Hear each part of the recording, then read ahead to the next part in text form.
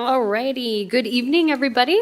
I would like to call this regular session of the City Council meeting to order, and I will call it to order at 6:02 p.m. Can I get a roll call, please?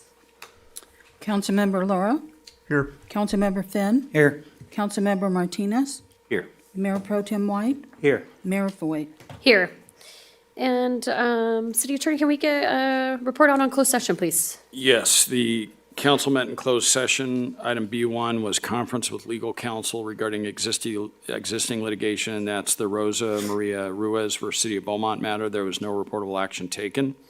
Item B2, conference with legal counsel regarding potential initiation of litigation, 2 potential cases, no reportable action. Item B3, conference with labor negotiators, the agency designated representative Henry Garcia or his designee, unrepresented potential employee, city manager, no reportable action. Item B4, public employee appointment, employment, and the title of the position, city manager, no reportable action taken. Item B5, conference with legal counsel, anticipated litigation, significant exposure to litigation, 1 potential case, there was no reportable action taken. Alrighty, thank you. And if you could please join me in an invocation by Mr. Kent Spencer and followed by the Pledge of Allegiance by Councilmember Martinez.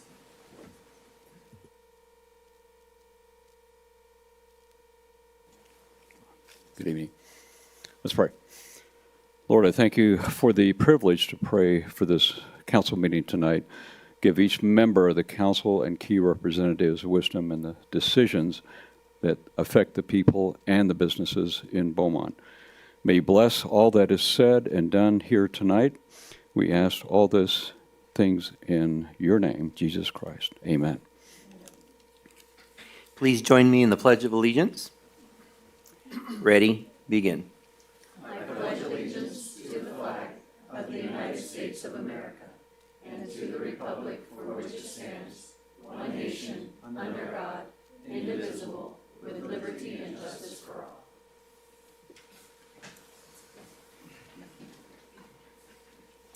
All right. Do we have any adjustments to the agenda?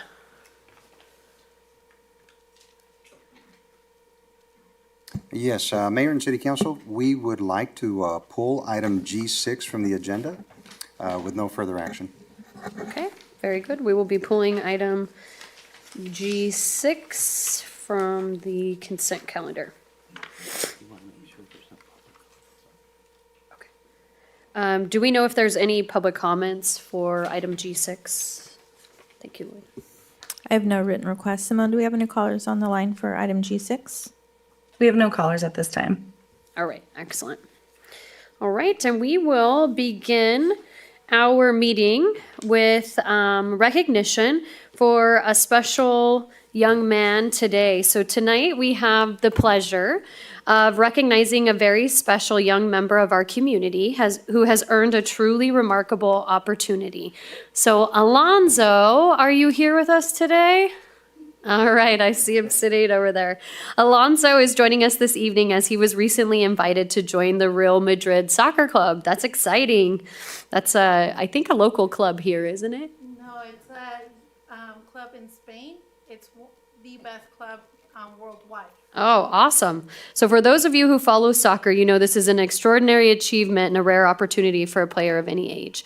At just 9 years old, Alonso has already shown that his dedication, discipline, and love for the sport are setting him apart as a truly talented young athlete. We are also honored tonight to have Alonso's mother, Anna, here with us, along with his coach, Ivan, and representatives from his school. Can we have Alonso and his mom and his coach come up to the podium, please?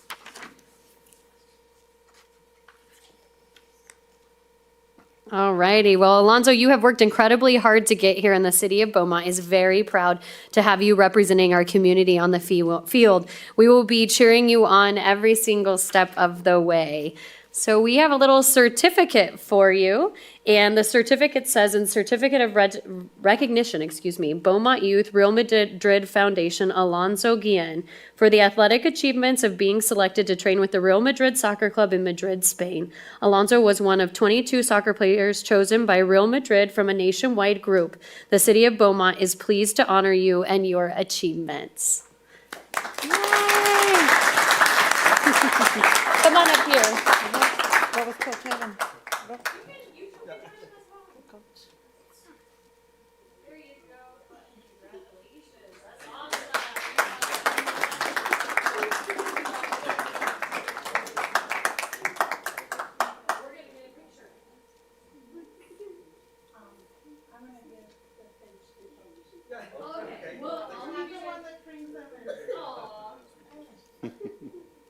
All right, ready? 1, 2, 3.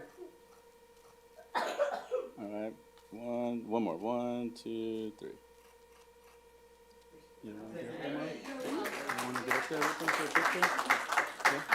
Let's take one more. Okay. Let's do one more real quick with Mom. Sorry.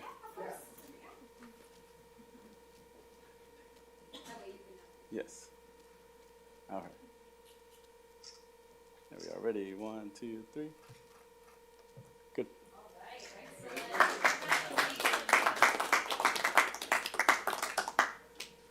Yes, as a soccer player myself, I am, and my kiddo, I am proud of you. That's a lot of hard work, and keep up the dedication. It can take you far. The things you learn in sports can really help you in life. All right, we have one more recognition as well, and this is recognition of our finance director, Jennifer Eustachian.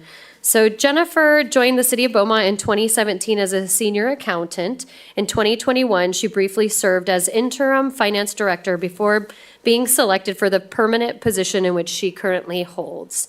Jennifer has been a valuable contributor to the City of Beaumont's growth and success, and while we will greatly miss her leadership, we wish her continued success in your next endeavor. Jennifer, we really appreciate all that you've done. You've brought significant knowledge, the GFOA awards, and truly financial transparency to a city that needed that. And so we really appreciate all of the work that you have done for us, and we really wish you the best. You are dynamite, and I know that wherever you go, you will lead with grace and you will shine. So congratulations. So anybody else on the council want to say anything? On top of everything else that you've done for the city, you've improved our reputation significantly, and we appreciate that. And Jennifer, thank you for making finance something that everyone could understand. I appreciate all your efforts in that regard. Made our city proud, and we're going to miss you, so good luck in your future.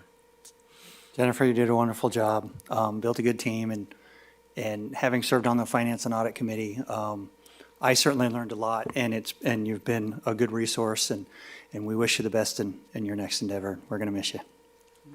Congratulations. Good luck.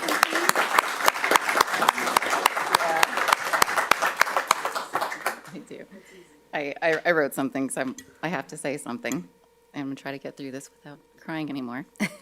So I thank you, Mayor and Council. It has truly been an honor to serve the City of Beaumont. I started here in 2017 as a senior accountant, and I'm incredibly grateful for the opportunity to grow into the role of Finance Director. I'm proud of the work we've accomplished together, strengthening financial policies, building sustainable reserves, modernizing systems, and creating long-term forecasting tools that support informed decision-making.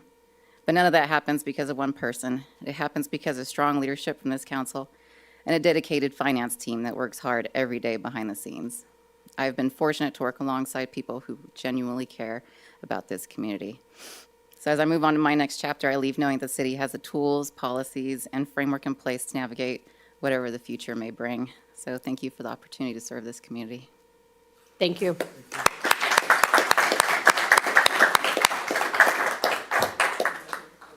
One more photo.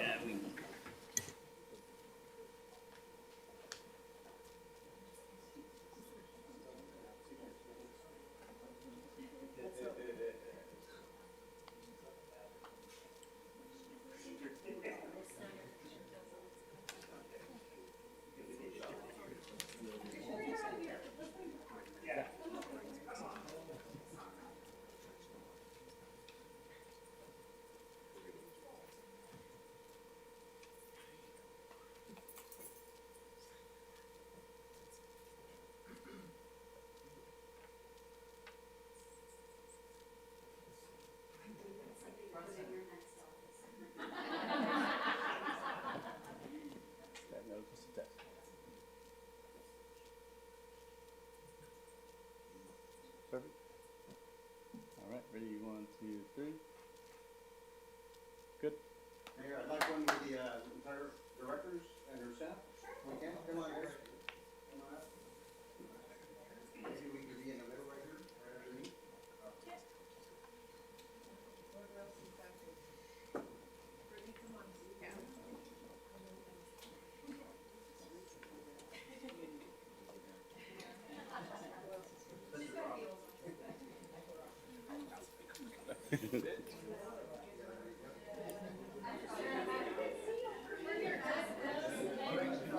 There you go. That'll work. That'll work.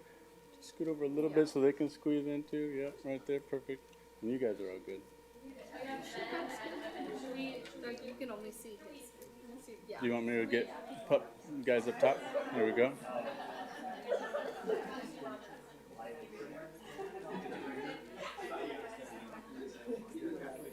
Okay.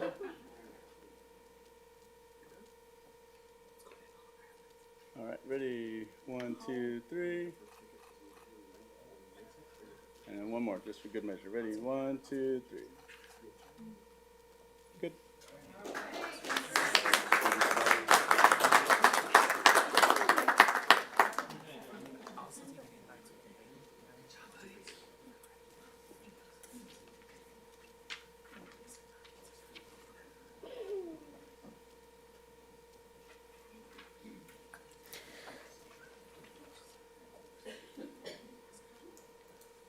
All right, we will be moving on. Hold on one second.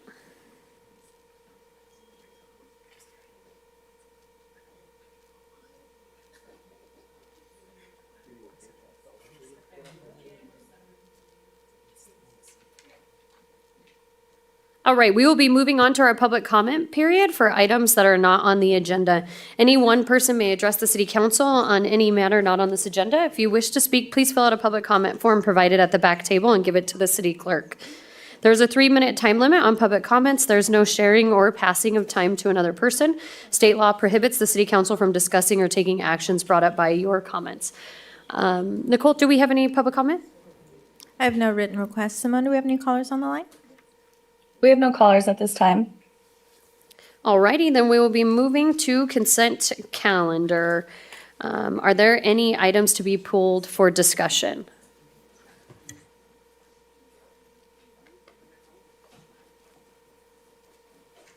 Okay, seeing none, are there any public comments on consent? I have no written requests. Simone, do we have any callers on the line? We have no callers at this time. All right, well, prior to making a motion or taking a motion, I would just like to make a comment on item G7. I just really wanted to say thank you for once again bringing this forward as Highland Springs traffic and continuing to improve traffic along Highland Springs has been a priority for the council. So I appreciate seeing an item on here for us to continue that with the implementation of the AI traffic signals. So thank you. And I will entertain a motion.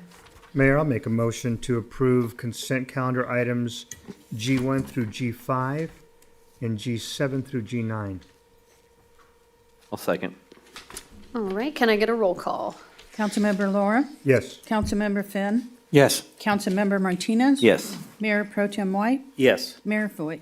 Yes. All right, that takes us to item H, Youth Council Report. Do we have a Youth Council Report tonight? We do. Great, come on up, ladies. So we. Oh.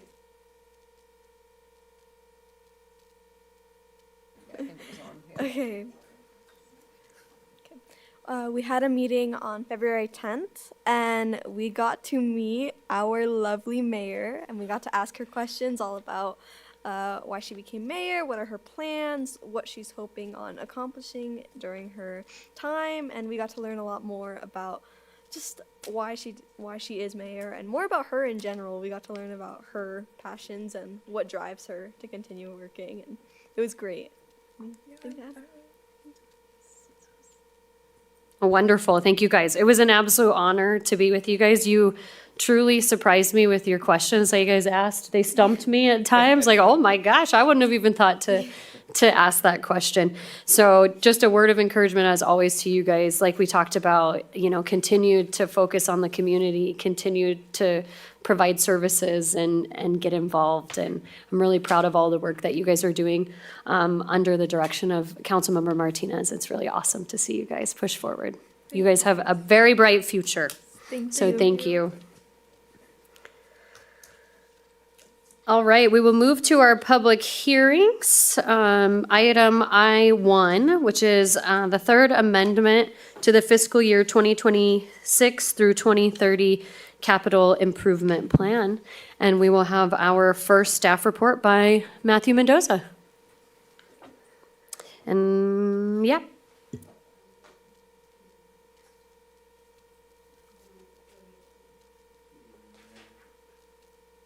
Good evening, Mayor and Council. Just give me 1 second to get a slide up.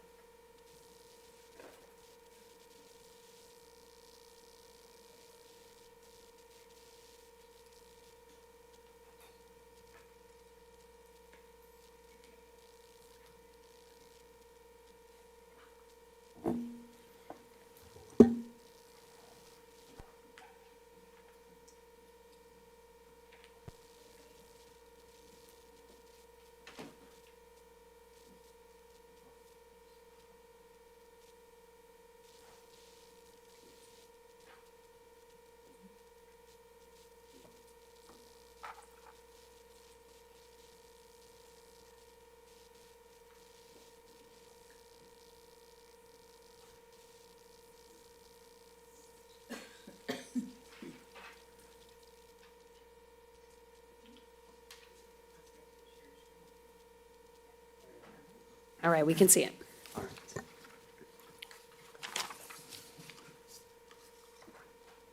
Good evening, Mayor and Council again. Sorry. Before you today is the proposed third amendment to the city's 5-year capital improvement plan from fiscal years 2026 through 2030. Staff is proposing to amend the CIP by adding 1 new project, revising 5 project budgets, and closing 3 projects. Starting with the new project request, F2604. This project is intended to provide funding for the rehabilitation of Building E to serve as an interim animal shelter with the potential for future growth. While this item was brought forth for a discussion on February 3rd, this CIP amendment is necessary to formally establish and fund the project. Secondly, staff is requesting a budget change for CIP 2604, which is for the traffic signal installation at 2nd Street in Pennsylvania. These funds will be transferred from a recently completed CIP, CIP R34, so there is no fiscal impact to the general fund. Nextly, staff is requesting a budget change for the bicycle and pedestrian path. This is associated with the adopted city's bike and pedestrian connectivity plan, master plan. The majority of these funds come from a recently approved SB 821 grant agreement with RCTC, and the remaining portion will be coming from CIP R36, which was also recently completed. In addition, staff is requesting a budget change for R25-14, which is the Potrero bike lane upgrade. This project will be funded through the remainder of the funds in CIP R36 that were not allocated to the previous master plan implementation. Next, we have a amendment to a grant award for the transit yard. This is the Carl Moyer grant for the CNG station at the new transit yard. Due to some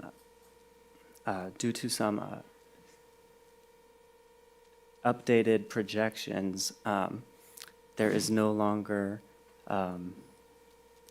as high of an output projected, and part of the grant was calculated based on what our expected annual usage would be. So with our transit fleet converting to CNG but then with zero emission transition, the projected sales are going down, and so the scale of the station will be decreasing. So this is to memorialize that funding change. And lastly, staff is requesting to close out CIP R2505 for the 8th Street sidewalk feasibility. This project was recently completed, and the remaining balance can be transferred back to the city's DIF balance to be used for a future project. And with that, that concludes my presentation, and I would like to open up the conversation for any questions.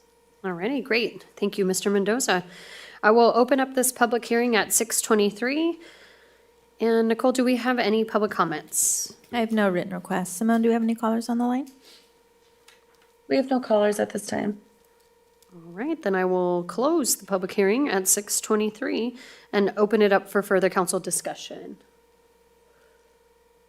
Councilmember Martinez? Yeah, thank you, Mayor. Just a quick question on the R2514. It says that we're reallocating from R36 back to 2514, correct? Because that one's complete, so we're putting it back to, we're putting it to 2514. My question is, so it shows general fund. So is that something we typically do? We move it over to general fund and then move it over to the CIP that we plan to reallocate it to? Typically, we would bring it forth during the CIP amendment if we plan to use it towards other projects. If not, then it would go straight to the CIP general fund balance. Okay, so it's going to be then going to the bike lane project fund. So that's going to increase it to, looks like 239,801, correct? And do we have a plan for that money now? Or is it just in that account until we have further projects? Since that project is complete, there's no need for that funds in the current project it's in. But for the Potrero, I'm asking. So Sorry, for the new project? Yeah, so for the Potrero project, Yes. we're loading it with 239. Do we have plans for that money, or is it? Yes. We do. I'll address that one, Matthew, if you're all right with that. Yeah, so council will see the Potrero bike lane improvement very quickly. We had a field walk out there. We think there's a great opportunity to do some really neat enhancements along Potrero in between First and Pennsylvania Avenue. The extra cost, the extra cash or money, excuse me, will allow us to really enhance it a little bit more than some striping. Okay, and when you reallocate and you prioritize, so we moved it from the citywide street, since we're complete with that project, so we're moving it over here to this one with the Potrero bike. How do you prioritize from all the different projects we have that it's going into that one? I mean, how did you decide to put that much into that one? Is it? Sure, it's based on it's based on need and amount. For that project in particular, it's kind of been lagging because we knew that I believe it was $50,000 originally wasn't sufficient to carry it all the way. So we're kind of waiting for additional funds to come available. These did. They're not substantial enough to really impact like the grade separation or a Potrero project. However, council is free to direct staff to apply it somewhere else. Well, and that's the only reason I ask, is just because, as we had talked in the past about funding shortfalls and so forth, I have this vision of anytime we can save money instead of, going forward with a possible project, let's see, is there anywhere we can infill, without cutting projects? Because I know Councilmember White, you had mentioned, we want to stop going forward with projects, and I agree with that. I was just wondering where the priority came from, as if you just, is there any other way you can look and see where else we can put, not that it's not deserved, I'm just questioning that process, that's all I'm doing. So I'll go ahead and I don't have a problem with it being there, but what I do have a concern with is going in the future, so coming up with shortfalls somewhere, and then saying, well, we had money here, but we used it over here instead. So if you can kind of use your crystal ball and predict, if we're not gonna have any shortfalls right here immediately, then I'm okay with moving that money there if you guys think that that's the, proper place to put it. I don't wanna micromanage, so, I agree with your professional opinion. But that's the premise I always put out. Just remember that as things come up, I don't wanna come back and have, oh, we could have used that to something somewhere else, That's all. So just a word of caution for that. Thank you, Mayor. Anyone else? All right, with that, then I'll entertain a motion.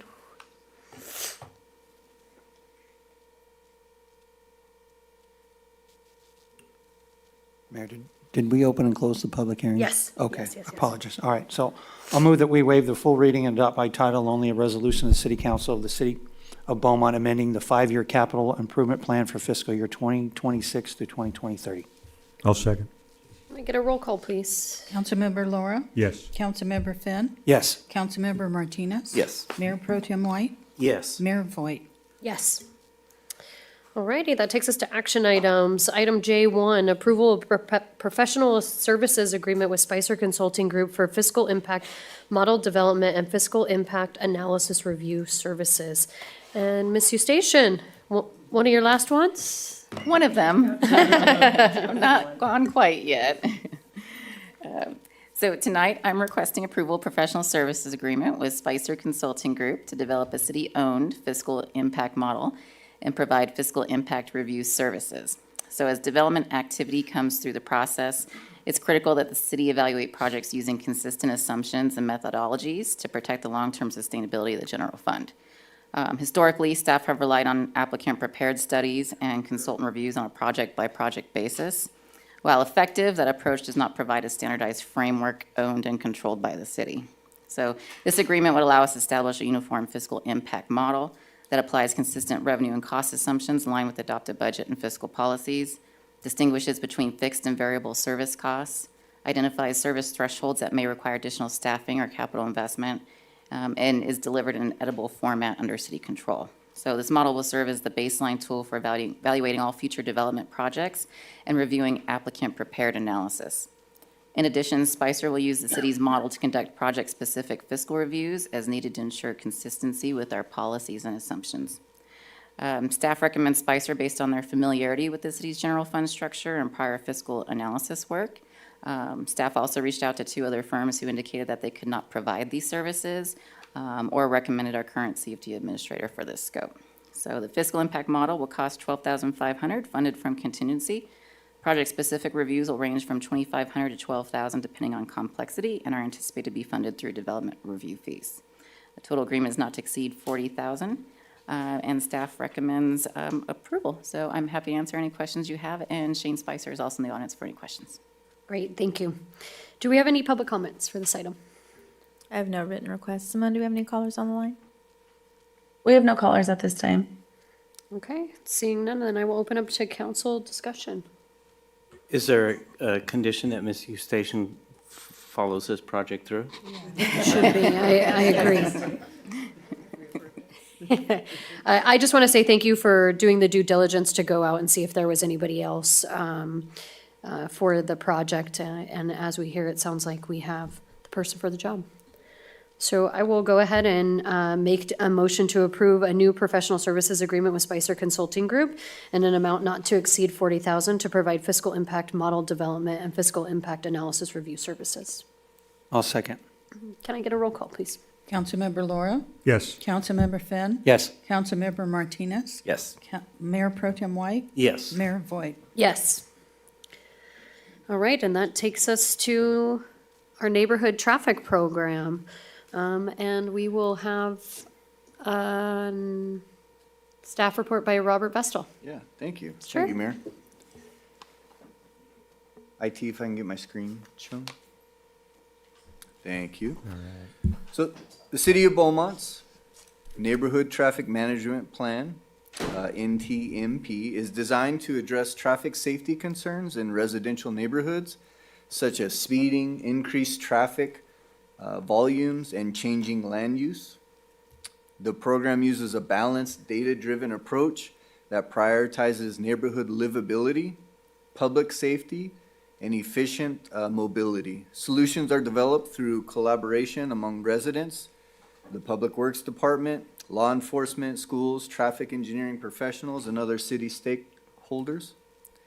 All measures follow state law and standards, including the California Code, CVC, California Vehicle Code, CVC, and the California Manual on Uniform Traffic Control Devices, also known as MUTCD.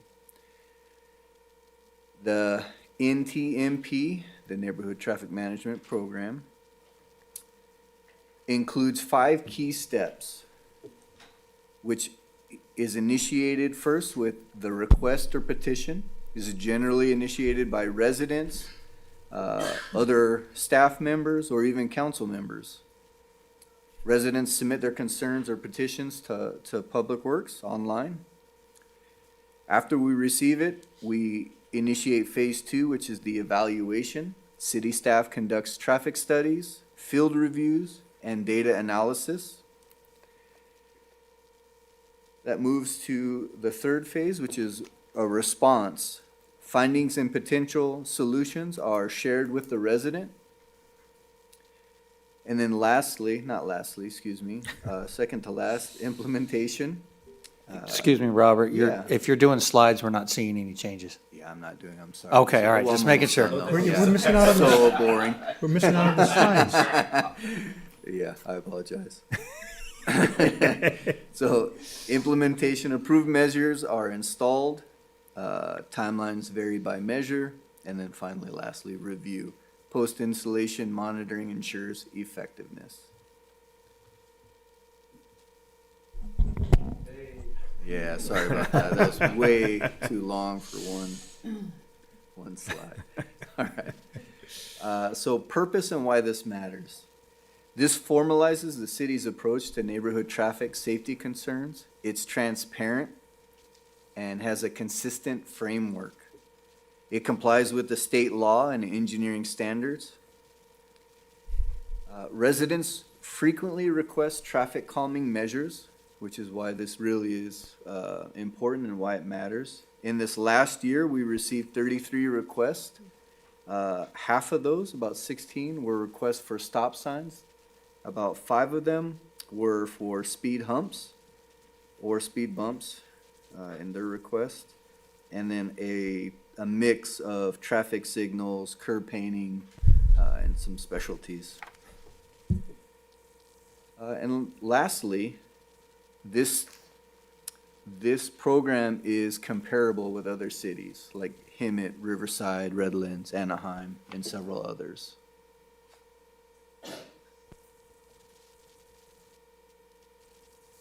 Key benefits. As mentioned before, it's a citywide consistency. It ensures compliance with the California Vehicle Code and the MUTCD. It's data-driven decisions. It's transparent and fair. And it balances livability and emergency access.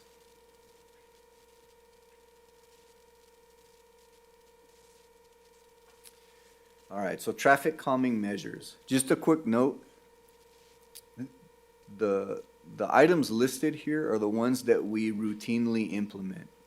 As the city develops new measures and adopts emerging measures from other cities and other agencies, we'll add this into the document.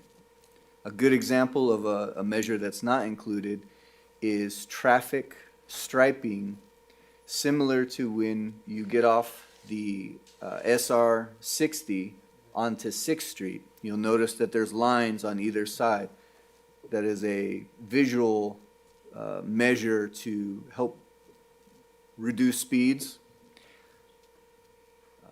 I didn't slow down, so I'm not sure of its effectiveness, but certainly potential to be added into the document. So the ones that we routinely implement are enforcement, that's exclusively through PD, traffic signs and pavement markings. That would be speed limits, additional signage, no truck routes would be one.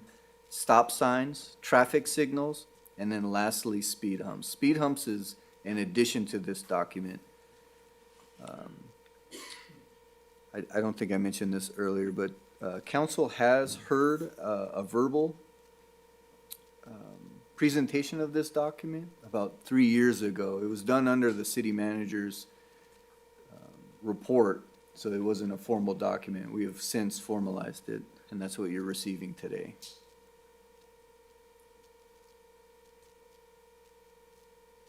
All right, so let's get into speed humps. I think we're all familiar with stop signs and traffic signals. But we're not, as of yet, the city has not adopted a speed hump policy, which is why this document is really being brought forth.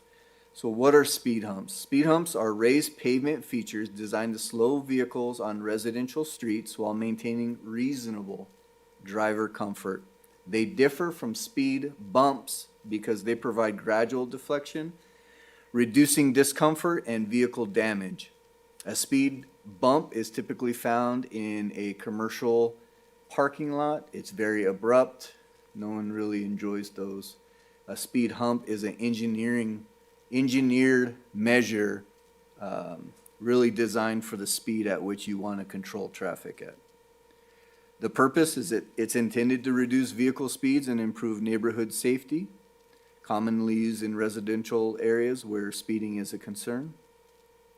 In this document, the policy and approval process requires a petition. So it starts with a citizen petition where a particular resident or a group would need to secure 70% of the affected households within that street. The city would review traffic studies and emergency service coordination. We would engage fire and PD to make sure that the site warrants speed humps, but also that there are no objections to the installation of a speed hump in that location. And then it would require city council approval via a public hearing before installation. The timeline typically 6 months to 2 years from request to installation. The eligibility is what's shown on your screen. It has to be a residential street, 1 lane in each direction, has to be a 1/4 mile or longer, with a speed limit of 25 miles per hour or less. The street width has to not exceed 40 feet, and the grade has to be 8% or less. And lastly, it cannot be a primary emergency or transit route. Some of the considerations and drawbacks of speed humps is it does slow traffic and improve safety for pedestrians and cyclists. However, it does increase noise from braking and acceleration. Drivers may speed between humps, longer travel times for residents and emergency vehicles, and increased vehicle emissions.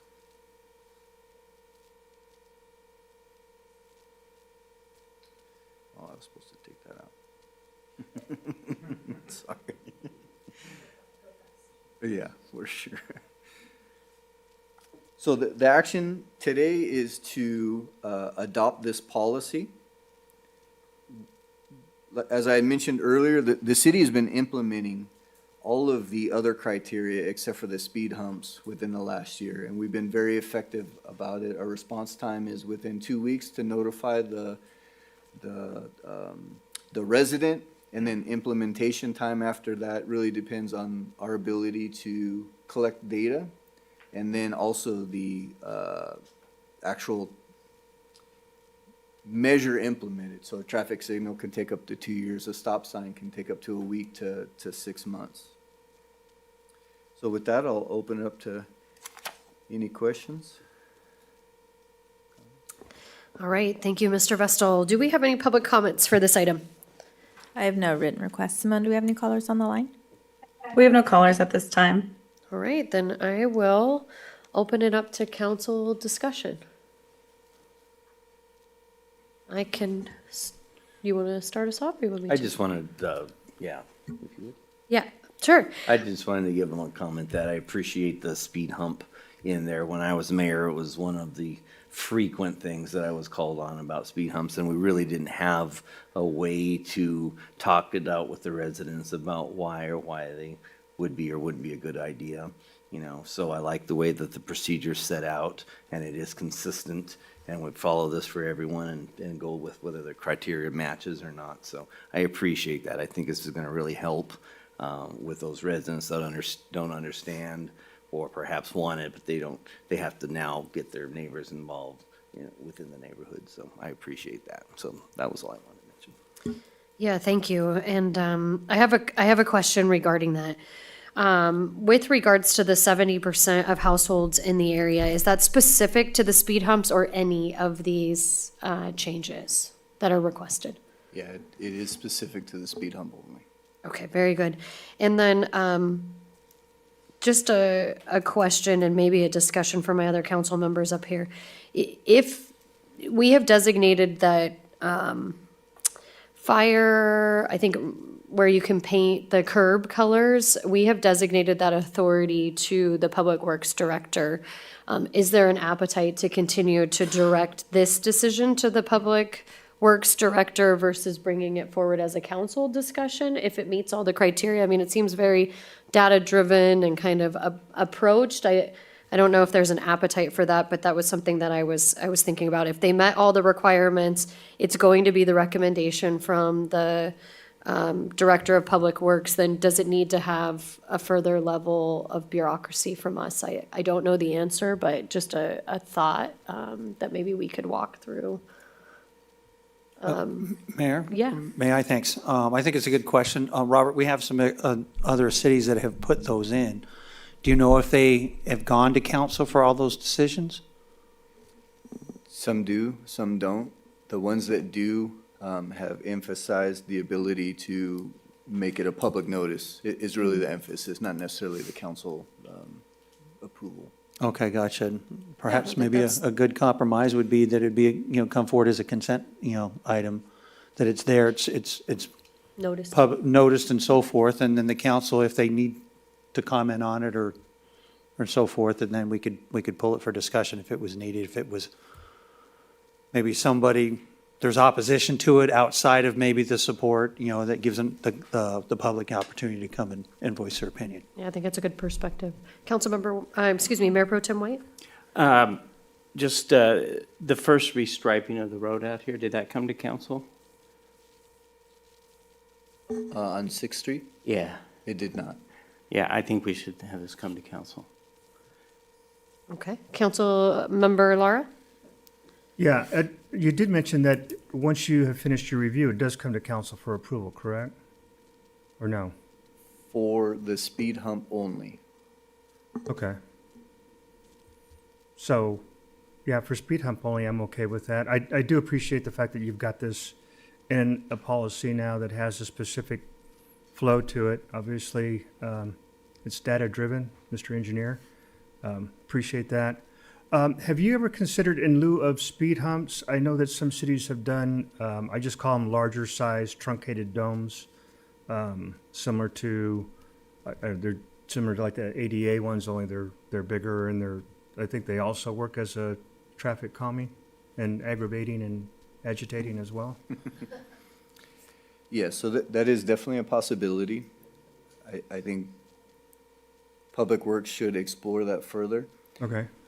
However, just on the surface, they are quite noisy and they Okay. require continual maintenance. They pop up, get dislodged frequently. Okay.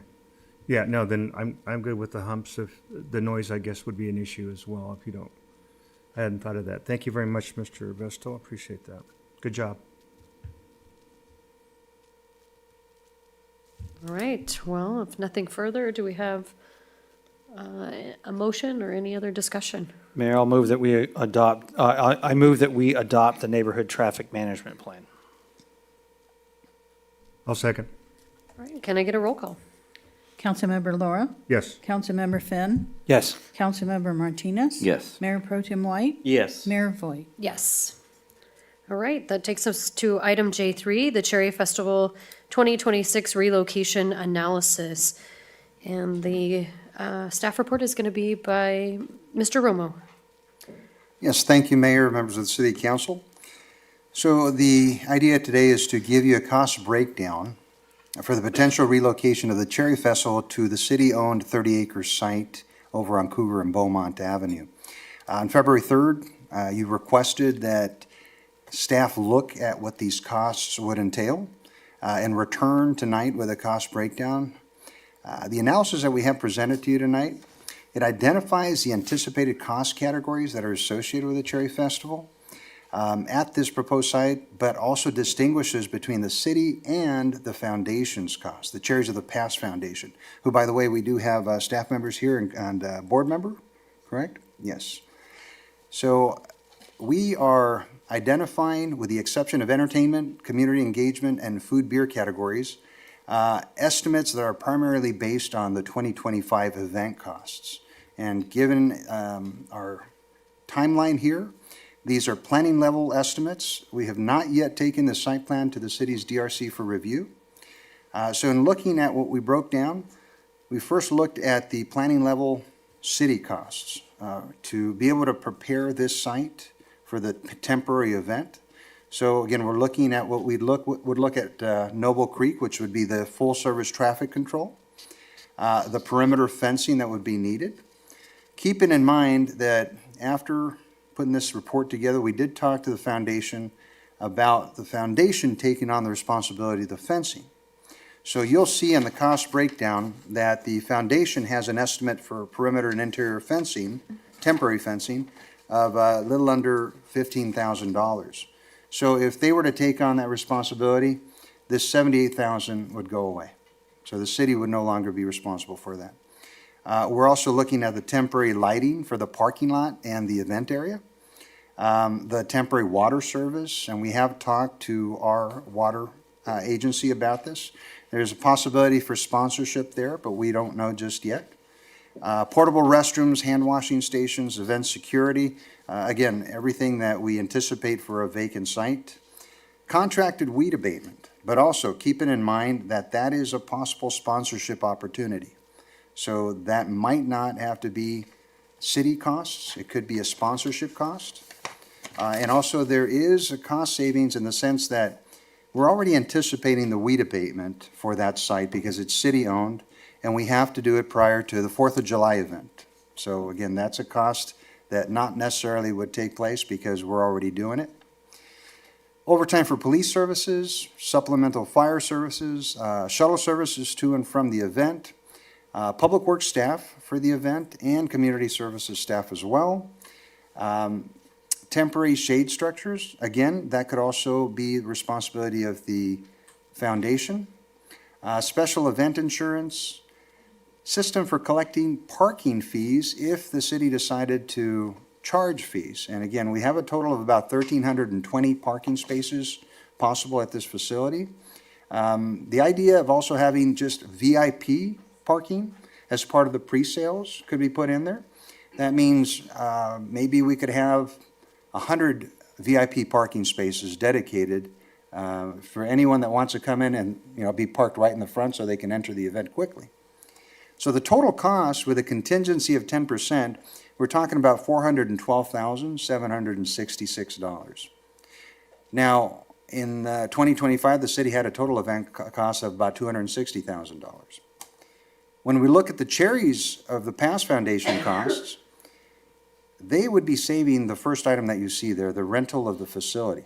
Or they could be providing that to the city to offset your costs. So again, that's $50,000 that they would have paid for the Noble Creek rental. We look at tables, chairs, food court and stage areas, which they would also be doing either way. Also event security, the water truck and sanitation services. And so looking at all these, and keeping in mind too, we put this in here, the entertainment has been fully sponsored, but we're pending official statement. So last year, the city provided $100,000 as a donation. This year, it's fully paid for. So the city has the opportunity to provide that for something else, but it wouldn't have to go to the entertainment anymore. So all in all, the foundation costs are $264,819. Currently, the Cherries Foundation has a total budget of $142,500, but they're here to elaborate on that too. So we're anticipating a gap of $122,000.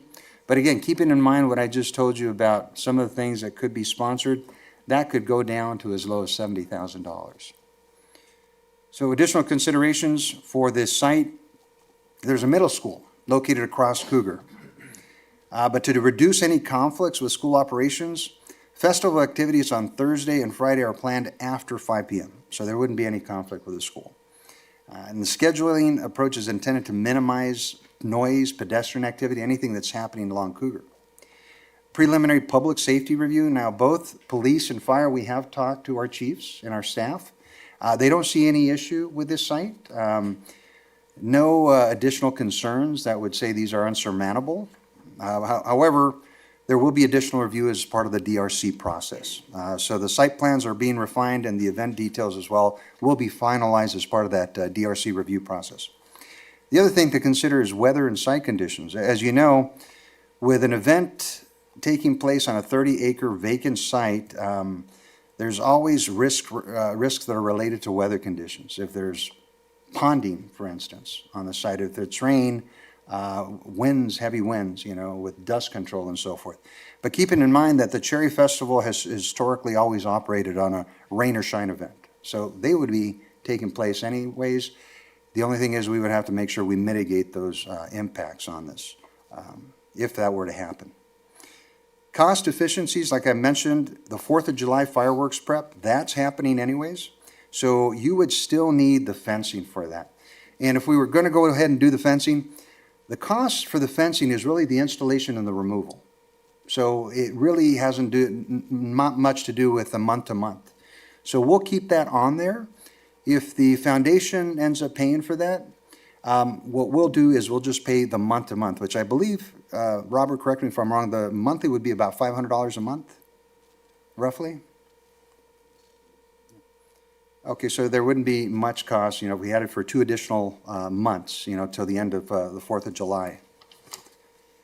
So again, looking at all of these costs and looking at avoiding the rental facility of $50,000, knowing that we have city-owned equipment also to be able to provide and help for that event, like generators, third-party rentals that we can help out with. So all of this we feel are feasible. Of course, keep in mind that the easy way to do it is to just keep going with the Noble Creek. There is additional considerations, for the 30-acre sites. And again, all costs right now are preliminary for planning purposes only. Optional city costs are included for transparency and council direction. And again, the final cost between the city and foundation would be subject to your direction and any applicable agreements. If you wanted us to amend the MOU to have other considerations, that's up for discussion.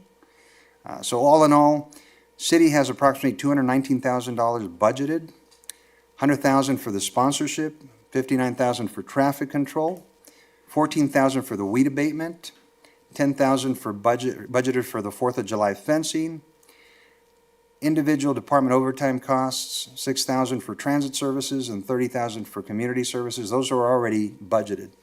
Police department budgeted $63,000 in overtime costs. It also shows this as revenue reimbursement. So again, we can get this reimbursed by the foundation. And the other thing to keep in mind, this could be covered by the economic development budget. So economic development has $500,000 that are set aside for economic promotional activities. If you recall, this is something similar that was done with Beaumont Nights. So if you were to do this, we have that budget in place. We could take from the $500,000 to cover this. So the additional impact of the general fund, we're identifying $193.66, but $500,000 covered through the business incentive programs account. So if there's any questions that you have, again, we're here to answer those, as well as the foundation. Our staff is here. They worked very diligently and hard to put this together for you on a timely basis. We do need an answer today, one way or the other. Thank you. All right, thank you, Gus. for that, and thank you to the staff for your hard work in getting this together. I know we kind of dropped that on you. Do we have any public comments on this item? I have no written requests. Simone, do we have any callers on the line? We have no callers at this time. Right, seeing none, I will open this up to council discussion. All right, Councilmember Martinez. All right, thank you. Let's start off with numbers just to make sure I clarify. So the 412,766 you're saying does not include the 100,000 anymore because that's now covered, correct? So that would be right now what we would be looking at, at the planning level, but 412,766. That's correct. That 100,000 could go towards something else. Okay, but I mean, not- yeah, so the 412 then would be what it costs with all those tallied up. And the 100,000 is not there because that's been covered. So my question then for 25, when you show that the total event cost is $259,884, was that with the $100,000? I should say the 412 is separate from the 259,000 that were allocated last year. So the 412,000 does not take into account the 250,000. Oh, I know that, but what I'm asking, I was trying to compare. So this year, if we were to spend all that 412 without getting reimbursed or whatever, that would be what we're spending. And then last year, we spent 259. Did we spend, is that 100,000 a part of that, or is it Yes. 259 plus 100? The 100,000 was part of the 259. Okay, so then the difference then for this year comes out to 152 more or less of an increase. And that's assuming that nothing's adjusted up there. So it brings us to my second question is the duplications that we saw between the Cherry Foundation and our costs, like the restrooms and the fencing and stuff, that still needs to be discussed to see who's gonna do what and what's gonna come back and so forth, right? So that has to be fine-tuned still. That's correct, sir. And knowing that the foundation has a total of 142,500 right now for the event, they're looking to cover that gap, for the remainder. But also if they could help out by not having the city pay for the fencing, for instance, that's 78,000 off of that 412. Now, the entertainment you say is covered this year, is that music and carnival? Because I haven't seen anything about carnival. I believe it's just the music, but we do have Ari here. There was no carnival anywhere. I think the carnival is separate, but we'll confirm. And then the question is why, if it is Hi, separate. good evening.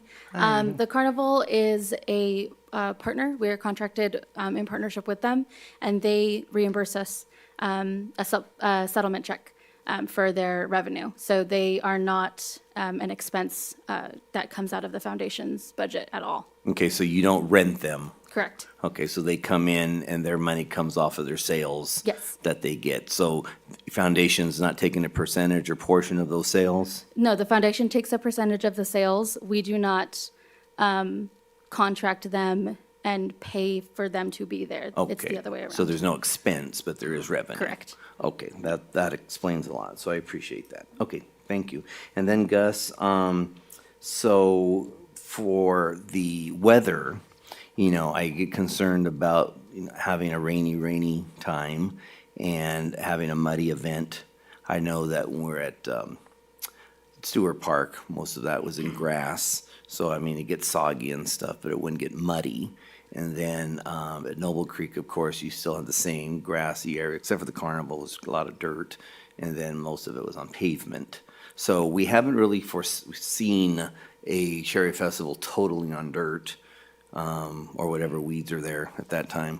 So my concern is what kind of mitigations would we be able to do, if any? I don't want it to be a Woodstock event where we've got mud all over the place. So what would you say could be done, if anything, in that case? Well, we could always have a mud run. Yeah, we might have a new carnival thing. So. Yes. Well, our Public Works Director and City Engineer has actually done a sample on a corner of the site. To look at 3 different options of disking. I'm going to turn it over to Robert to explain what that looks like. Yeah, sure. So the leg of the property closest to the school, city staff performed 2 separate treatments, I guess, on 2 independent acres of that area. We just walked it today. We did receive substantial rain And on one of them, we compacted it so well that it is still stable. We were able to walk just fine, didn't pick up too much dirt. Barring a large storm event during the event, I'm not sure what we'd be able to do at that time. It is on dirt. There's not really a whole lot we can do. However, the site did perform very well under the rain that we just received. And would that be your prediction that it would be able to hold the heaviness of the carnival rides as well? I am not able to. Because to that make was any one of my comment. concerns, is that I know for pedestrian walking, that's one thing, but to have the Ferris wheel and stuff sitting on a dirt lot, you know, that's not prepared, or even if it is prepared, my concern is, you know, do we have that contingency? Do we have the ability to, you know, if they come in and say it needs to have this compaction? I don't know, I'm just making things up, but it's a concern I had, so. I don't have an appropriate answer for you. What I do have is that they do this professionally, they do it all over. They generally pick lots that are in dirt of comparable status. So they do an inspection beforehand and let us know if there was something that they didn't see was gonna work? I'm not able to. Maybe the cherries of the past can aid in that discussion. Hi again. Yes, they do. They have an engineer coming out prior to setting up where they map everything and they determine whether or not it's a feasible lot. That is something that we can do even sooner than a week or a couple days prior to, just to make sure. Because I also had the same concern if the carnival rides would be able to withstand the dirt. And that's 2 weeks prior to the event? Or No, 2 weeks from we now? can do it earlier than that. Okay. Yeah, but it normally it's about a week before. Okay, well, I might suggest an expedited, just Yeah. because we're on, you know, a territory Of that we course. haven't been, Yes. you know, so, okay, I appreciate, thank you. And the last question I had might be for Cherries also. My question had to do with on a part of the report, it says that the foundation's broader costs are not included in the report. So can you just refer to what that means? Is there costs that you have, like office expenses and so forth, that come out of Cherry revenue? Or do you have a separate revenue source to cover those? So, yes, there are office expenses and other foundation expenses that are not included in the Cherry Festival budget. Mhm. So we do have additional. Revenue source? Do you have money coming in that pays for that, or do you use Cherry money for that? That's my question. Historically, it's always been Cherry Festival revenue that has paid for all of the organization's expenses. So with our new nonprofit status and our new organization, we are trying to create more events to generate more revenue, so that way it offsets foundation costs rather than having the Cherry Festival revenue off paying for everything. And I appreciate that, because when you first brought that up at the Mhm. very beginning, last year or so, that you were gonna try to do more things. Yeah. My concern came up as like, so, you know, are we looking at using Cherry revenue for those? But Mhm. it sounds like you're doing just the opposite. You're trying to get that revenue to cover Correct. instead of. Yes. All right, I appreciate that clarification. That was a Of course. concern I had. Thank you. That's all, Mayor. Alrighty. Any other questions? Councilmember Fenn? Yes, so I'll apologize, I'm a little confused by the numbers in that if we were to not move it, what would, and then we'd spent 260 last year, what would we be looking at, or what would the Cherries of the past be asking for a donation and, you know, to help make the event happen? If you were to continue with Noble Creek, right now, that 100,000 that you provided for the entertainment would not be needed. However, they could ask for that for something else to cover the other expenses. Which is the 122 or so that they are short, or Correct. shortfall? Okay. Yes. All right, so should we, if we decided to cover all of that, would it be a fair comparison to say it's 122 to stay there, the Parks District versus 412 by bringing it to our facility. And then that 412 could change in reference to the fencing and a couple other line items in there, correct? Yes, the 78,000 and the 42,000 could go away. if Okay, we so got then the that would bring it sponsorship. down to about 300. Correct. Okay, so 300 to move it, 122 or so to keep it there. That Could be sounds fair, sir. viewed Yes. that way. Okay, Yes. all right, thank you. I think one point of clarification that I would have on that is that the 300 looks like there's actually 219 that will be going towards that 300. So you would actually have 300 minus the 219 because of the sponsorship, the traffic control, the weed abatement, the fencing, the transit overtime, the community services overtime, and the police overtime have all been budgeted essentially. You make a really good point, Mary. That is correct. Okay, Yeah. and then, So there's an attachment on here on the relocation analysis, which brings up the preliminary costs. So if you're looking at what we are expediting, you can see the 412, or we're putting out. There's a 10% contingency showing 412. We currently have it budgeted at 219. So this is what is currently budgeted, is the 219. So if you were to take the 412 minus the 219, we as a city would have a gap of 193.7620 that we would need to cover. If the fencing is picked up, so you have 193.766, if the fencing is picked up at 73K and the disking is picked up as a donation, which was 42,000. 42, there we go. then that ends up at approximately 70 to 75K that we could then cover under the GL budget from under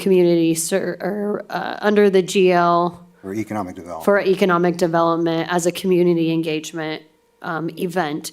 And it would be budgeted at 70 to 75,000. Really, my suggestion would be that we probably need to think about 100,000 and wrap our minds around 100,000. That would need to be expended out of this community engagement fund to cover the Cherry Festival there.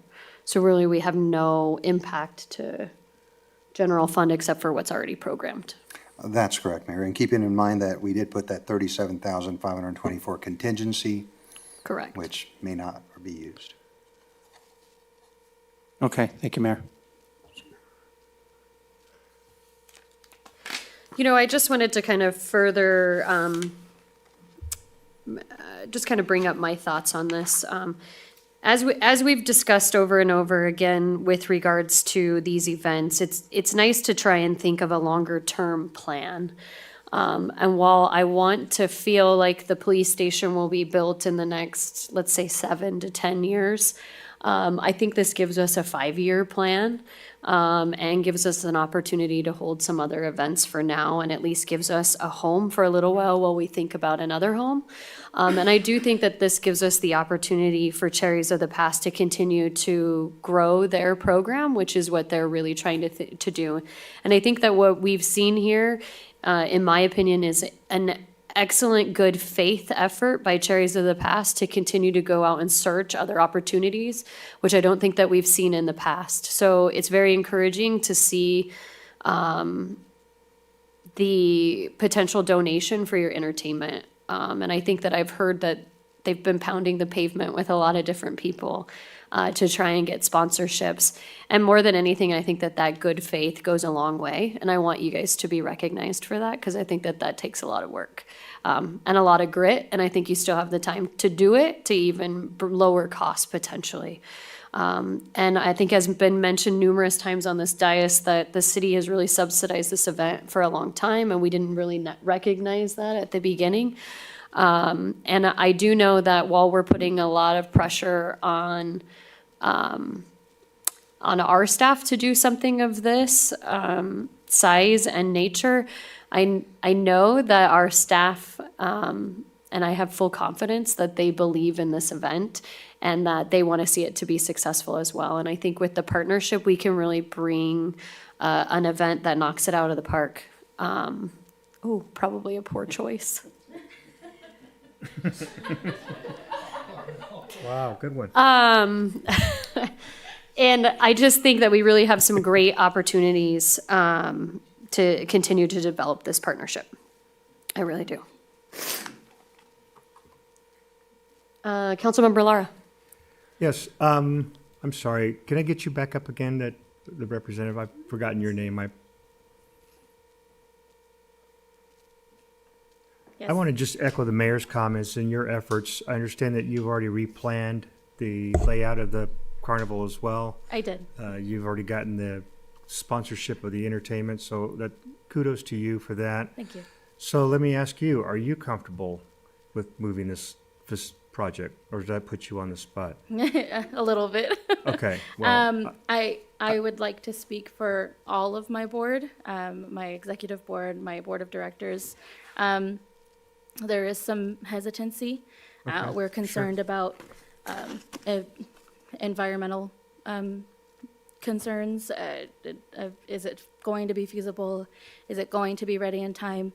Me personally, with the determination that the city staff has put into it already, I feel like they are really, really devoted to wanting to get it done and have it be successful.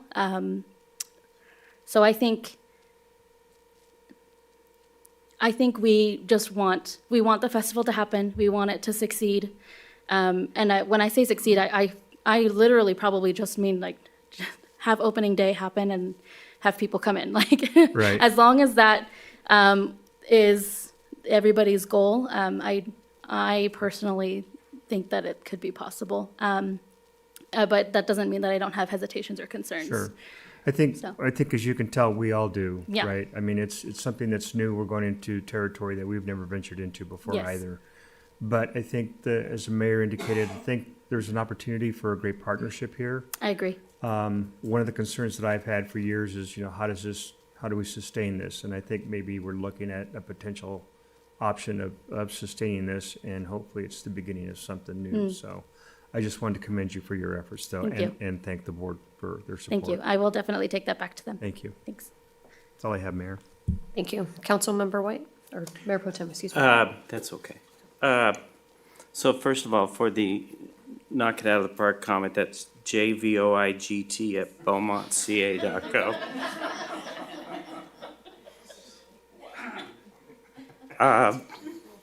Did you guys see the speed bump that I just The cleanup, I know that was a concern the Parks District had, so is the cleanup something that staff's gonna be responsible for, the Charities Foundation?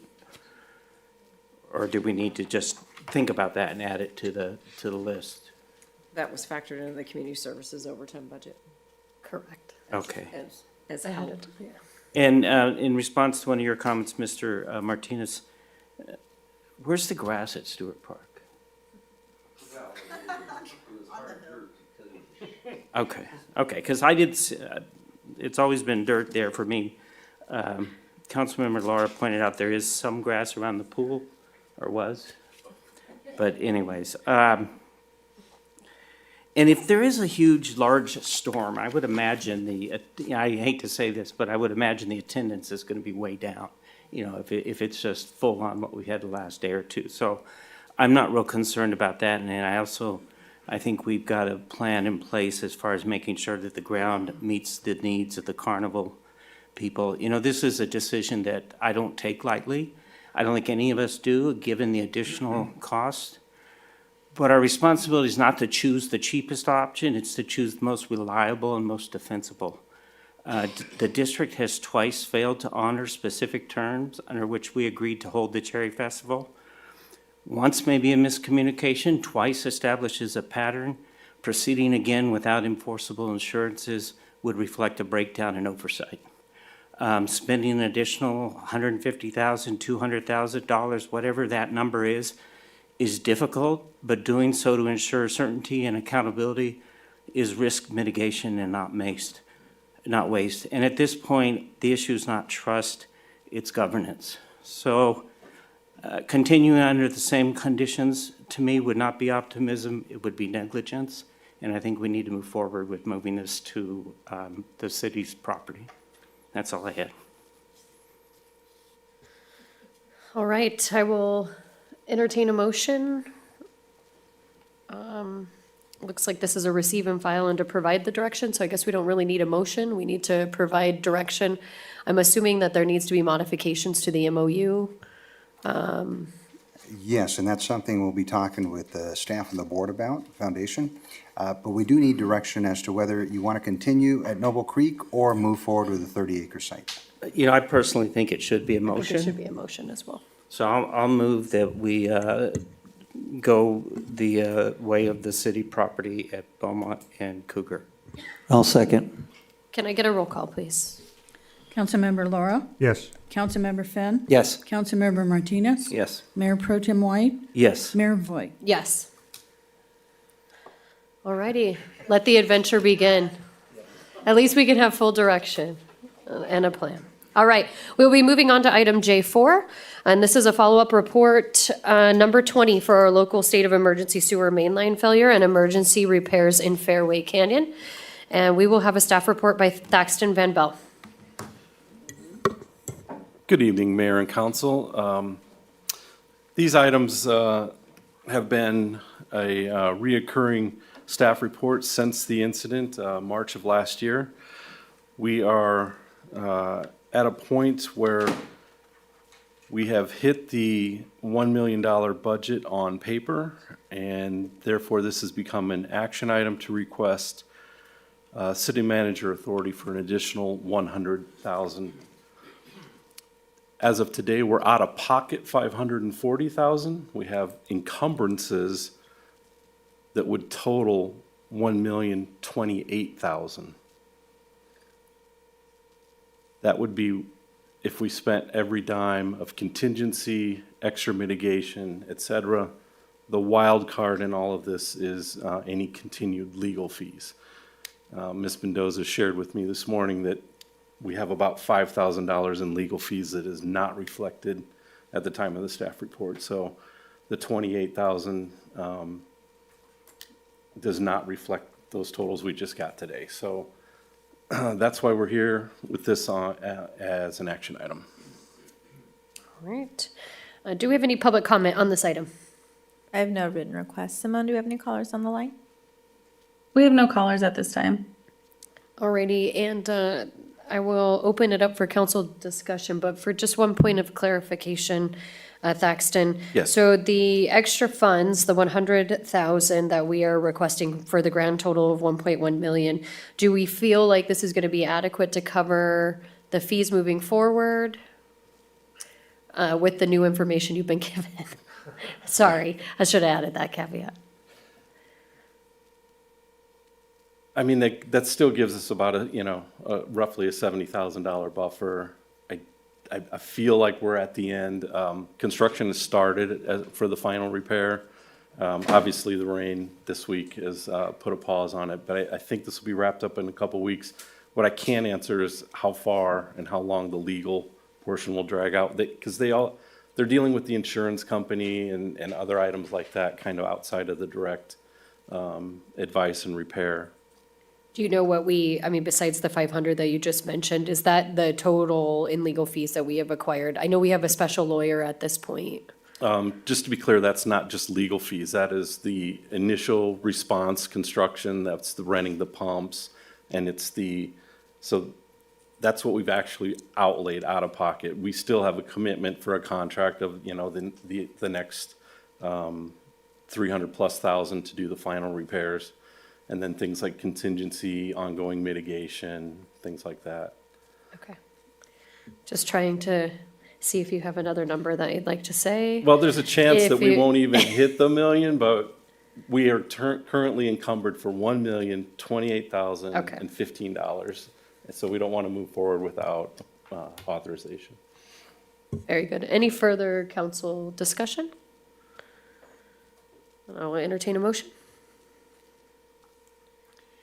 Mayor, I'll make a motion to waive the full reading and adopt by title only a resolution of the City Council of the City of Beaumont extending the declaration of a local emergency and authorizing the city manager to take action, increase the spending authority of the city manager by $100,000 for a grand total of $1,100,000 to be used to address this emergency sewer mainline fail. I'll second. All right, can I get a roll call, please? Councilmember Laura? Yes. Councilmember Finn, Yes. Councilmember Martinez. Yes. Mayor Pro Tem White, Yes. Mayor Voigt. Yes. All right, everybody doing okay up here? Yeah. All right. We will move on to J5, recycle water update. Mr. Van Bell as well. Okay, this item today is a receive and file. It's as requested. It's kind of a recap of recycled water, specifically, what's still ahead of us. But to know where you're going, you kind of have to know where you've been. So within here, we have a recap. We have a really high level. Things really started getting going in 2018 when City Council brought on staff, approved the plans, did the kickoff for the new plant, the brine line, et cetera. And there's multiple moving parts here. So I think one area, some of the feedback I get is confusion over brine line and recycled water. So I'd like to address that one specifically. The brine line serves as a byproduct to create the recycled water and also satisfy the state's anti-degradation limits that they published in 2015. 2015, they said you got to take the salt out of the groundwater. Beaumont did not do that at that time, and then that became what we call our salt mortgage. So we kind of owe the debt all the way back to then. And all of that is handled through the plant's reverse osmosis facility, and the reject water goes down the brine line, which runs from here to San Bernardino, and then it ties into the Inland Empire brine line that actually takes that water all the way to Orange County for treatment. So that forecast, that we owe, we are currently projecting to first quarter of 2028 to be satisfied with that. If we were to stop discharging in the creek, we couldn't make up the debt because we wouldn't be putting the clean water in there. So there's kind of one marker in the ground. We have to get past that. We owe that. At any time, if we fail to meet that, they will come back and institute all fines dating back to 2015. So our full intention is to satisfy that, and we're well on the way. The next is the environmental, and I use that as a giant umbrella. In order to pull our water out of the creek, we get involved with the Division of Water Rights.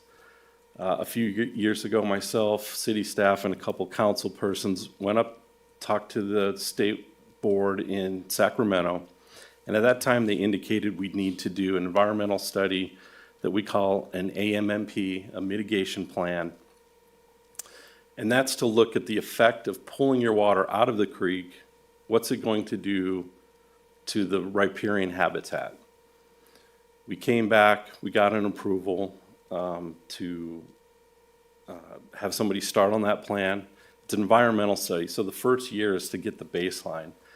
And this kind of goes in with the time. When you're looking at the effects of habitat, these studies have to go year round. It's not just what's happening in 5 minutes or a month, or they're year-long studies for that, the birds, the nesting, the different species of plants that are growing, et cetera. Recently, as we move forward in getting ready to file that change petition, we were told we'd have to perform what's called a full environmental study, or CEQA. We hear that all the time. CEQA goes beyond just what the water's going to do. It's not just the loss of the water by diverting it for a recycle project. It takes into account things like, if we have to build a pump station to move the water, how much electricity, carbon, et cetera. If we have to build a pipeline from here to somewhere else in town, what are the environmental impacts, greenhouse gas, et cetera. And that's where we are now. Tonight we have Clay Sorensen with West Yost. They are performing the AMMP. They performed the first portion. We did the report, and they are continuing now. We have engaged them to do the CEQA and they've wrapped that into their total package. So Clay's got a few slides here to kind of talk about where we are and where we're going and what's involved.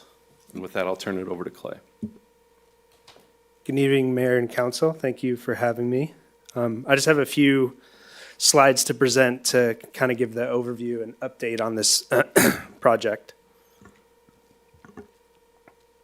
So there'll just be three main slides here. One to give the overview and purpose, highlight a few accomplishments, and then discuss the path forward and next steps.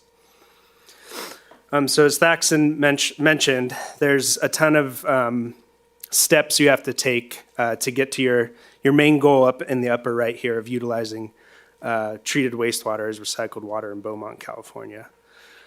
So the past year and a half, we spent a lot of time, there's a lot of data in this area, which has actually set up the city of Beaumont very well for future steps to characterize both the riparian and hydrologic systems. We're currently setting up the baseline monitoring program, which is outlined in that the historical characterization report. We've been beginning taking steps to file the CEQA documents, which is also a large amount of work and a lot of technical studies that go into that. Another document that Thaxton mentioned and is required by the state board and will help appease certain agencies to not petition this project is called the Adaptive Management and Mitigation Plan. And it's something that can actually be called out as a mitigation measure within CEQA. And as Thaxton mentioned, what it will do is outline any potential impacts to riparian, from a reduction in surface water flow and how those will be managed, monitored, and mitigated. So one of the last steps here, and probably one of the more significant ones, is the change petition to the state board. That document itself really requires those CEQA documents as well as the AMMP. And then once that's submitted and accepted by the state board, there would be some ongoing monitoring through the AMMP document. But that could likely occur, after that recycled water is able to be utilized. Again, wanted to highlight some of the accomplishments and steps we've taken to where we're at today. So talked a little bit about the characterization report, as well mentioned the baseline monitoring program that's outlined in that report.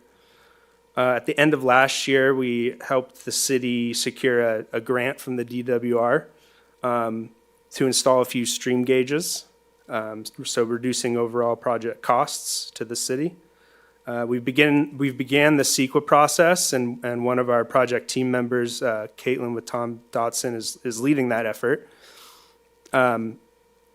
And then to set the project up for success, we've engaged a number of regulatory agencies, including the State Board and the California Department of Fish and Wildlife. And today I was actually visiting a few of the potential stream gauge sites, so we're well into setting up the baseline monitoring program. So this is a pretty high-level timeline of what we've done and where we're headed, and given some general time frames on when they will be completed. And I think if you want a more detailed overview of the different tasks that go into each of these, you can find it in the agenda or board packet. Thank you. Thank you, Clay. Yeah, I think a couple of the highlights there are that we're doing things like engaging Fish and Wildlife now instead of the first time talking to them after we file. If we get them on board as we're going, make sure it satisfies everything. Those are the kind of steps we're taking now so that we don't get held up later. It does take more time, you know, you have to interface with them. We have meetings set up, we do feedback, you know, back and forth, et cetera. But it's better than them coming in after we finished everything and hitting us, you know, with something out of left field, saying, you know, we object, and then we're out there trying to gather and start over again. So I know it's a lengthy process. I know sometimes it doesn't feel like things are happening. It's not a building, so you don't see a lot getting graded. You don't see a foundation getting poured. You don't see, structures going up. But there's a lot of activity happening in the background. And then finally, we have engaged our local partners. We recently kicked off the project with the Pass Agency for a siting study for groundwater recharge when we get to that point. And then we continue to work with Beaumont Cherry Valley on an MOU for the use of the water and purple pipe and possibly moving it. Beaumont Cherry Valley also provided feedback on this CEQA project because they would be a partner. So with that, I'll open to questions or comments from council, and as is Clay. Thank you very much for that report. We appreciate you being here as well. And Nicole, do we have any public comment? I have no written requests. Simone, do we have any callers on the line? We have no callers at this time. Alrighty, I will open that up to council discussion and start with Mayor Pro Tem White.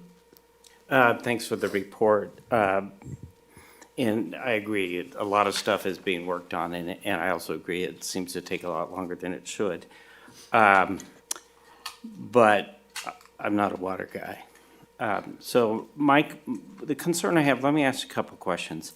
Okay. When we talk about the agency riparian mitigation, bottom line, if someone downstream is impacted by our changing how much water's going down the stream, then we have to mitigate that or go through a legal process, correct? Yeah, when you actually file the change petition, it's published, and there's an open period for anyone, essentially, to come and, file, an objection. Okay. And I think you brought up the fact that one of the processes, and I'm not sure which one, involved trying to lessen that impact of having to mitigate by getting ahead of the game on that. Yeah, and that's what so much of the study is to make sure, and that you're not impacting in a negative way the environment. Many of if I look at other local agencies that have had objections, there's a few environmental groups that are out there, and they pretty much just carte blanche will file one. But the first one is always California Department of Fish and Wildlife. I mean, that's going to be your first. They're internal. If you haven't worked with them, that's going to be a serious holdup for sure. And what role does our water master play in any of this? Really, at this level, really none. Okay. And it is likely Ucaipa Valley Water District would be one of our biggest concerns as far as the rumblings we already hear as far as what may happen once we limit the amount of water that's going down there. Anyone downstream has a potential to throw their hat in the ring, so to speak. There are things like, water from outside a basin going to another basin, and that's another legal group that we have on board. But doesn't the water master manage the basin issues? The water master deals with groundwater levels in the adjudicated portion of the basin. For what we're looking to do, that water wouldn't necessarily leave that area. We would be using the water. Our current proposal is to use the water within the basin. Okay. Okay, that's all I had. Thank you. Next, I have one question for you. It seems like I don't know, I like to be a mediator sometimes. So it seems like there's a way in which you send some down the creek, right? And then you put some back in. So is that part of what the study is doing then, to look at and say, if I send 60% down the creek and I recycle 40% and monetize it, then that's where we're at. And it's gonna give us all of those options and the mitigation at each point. That is exactly what we're doing in part of the first phase study. And we had a couple, we're kind of at a fork in the road as these studies go. And one of the items we came to council with was the initial findings of the study supported pulling out anything in excess of a rate of 1.7 MGD daily. So there's already some scientific support that everything downstream of us would be supported in the same way that it is today by leaving that roughly 40 to 50% flow going downstream. All right, excellent, thank you. I think there's always a way forward with some type of compromise and, you know, finding out those. So I appreciate the work that's going in, and I'm sure that that's what those monitors in the stream beds at strategic points down the line are doing. And that's exactly the intent. If we just came in one day and said, we're taking it all, you'd have everybody lined up Sure. with their pitchforks and torches.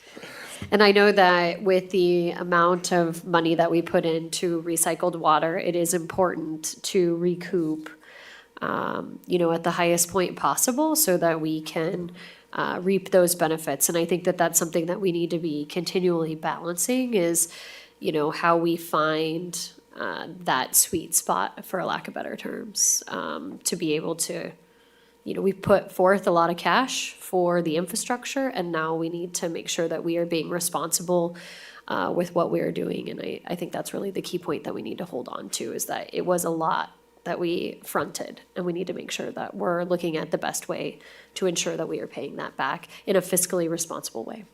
Councilmember Fenn? Yeah, quick question. Thaxton, is there a point of which if we're not able to recover enough that it's just not financially feasible to pursue it any further? You mentioned the 1.7, that's 1 million gallons of water per day, correct? Per day. So if we continue that, do we have the potential of, as the city continues to grow, expect more water to go through the system? So therefore, then we can, if we maintain that 1.7, then we have more than to recover? And is there a potential of, hey, we're not going to have enough, this doesn't make sense, pull the plug now, it's not worth spending the money? We're not looking at that, are we? Well, I mean, are we looking at it, we're not necessarily going to run into that issue? I would argue that the money's spent. Okay. The plant is functioning, the water's being produced, now it's the effort to keep it. And then I'd be remiss if I didn't quote Mr. Jaggers with his conservation of a way of life, things coming in the future, that there's a threat that even if we grow as a city, there may be less and less water that actually comes to the plant through the pipes as new state laws cause tighter and tighter restrictions on things like your shower heads, your toilets, your faucets, et cetera, et cetera. Okay. Well, at least we're got our eye open to it, so, all right, thank you. All right, very good. Any last comments from council? Okay, thank you both. We appreciate that. Thank you. Sure. All right, we will move on to J6, City Population and Wayfinding Signage. Staff report by Julie Van Hook.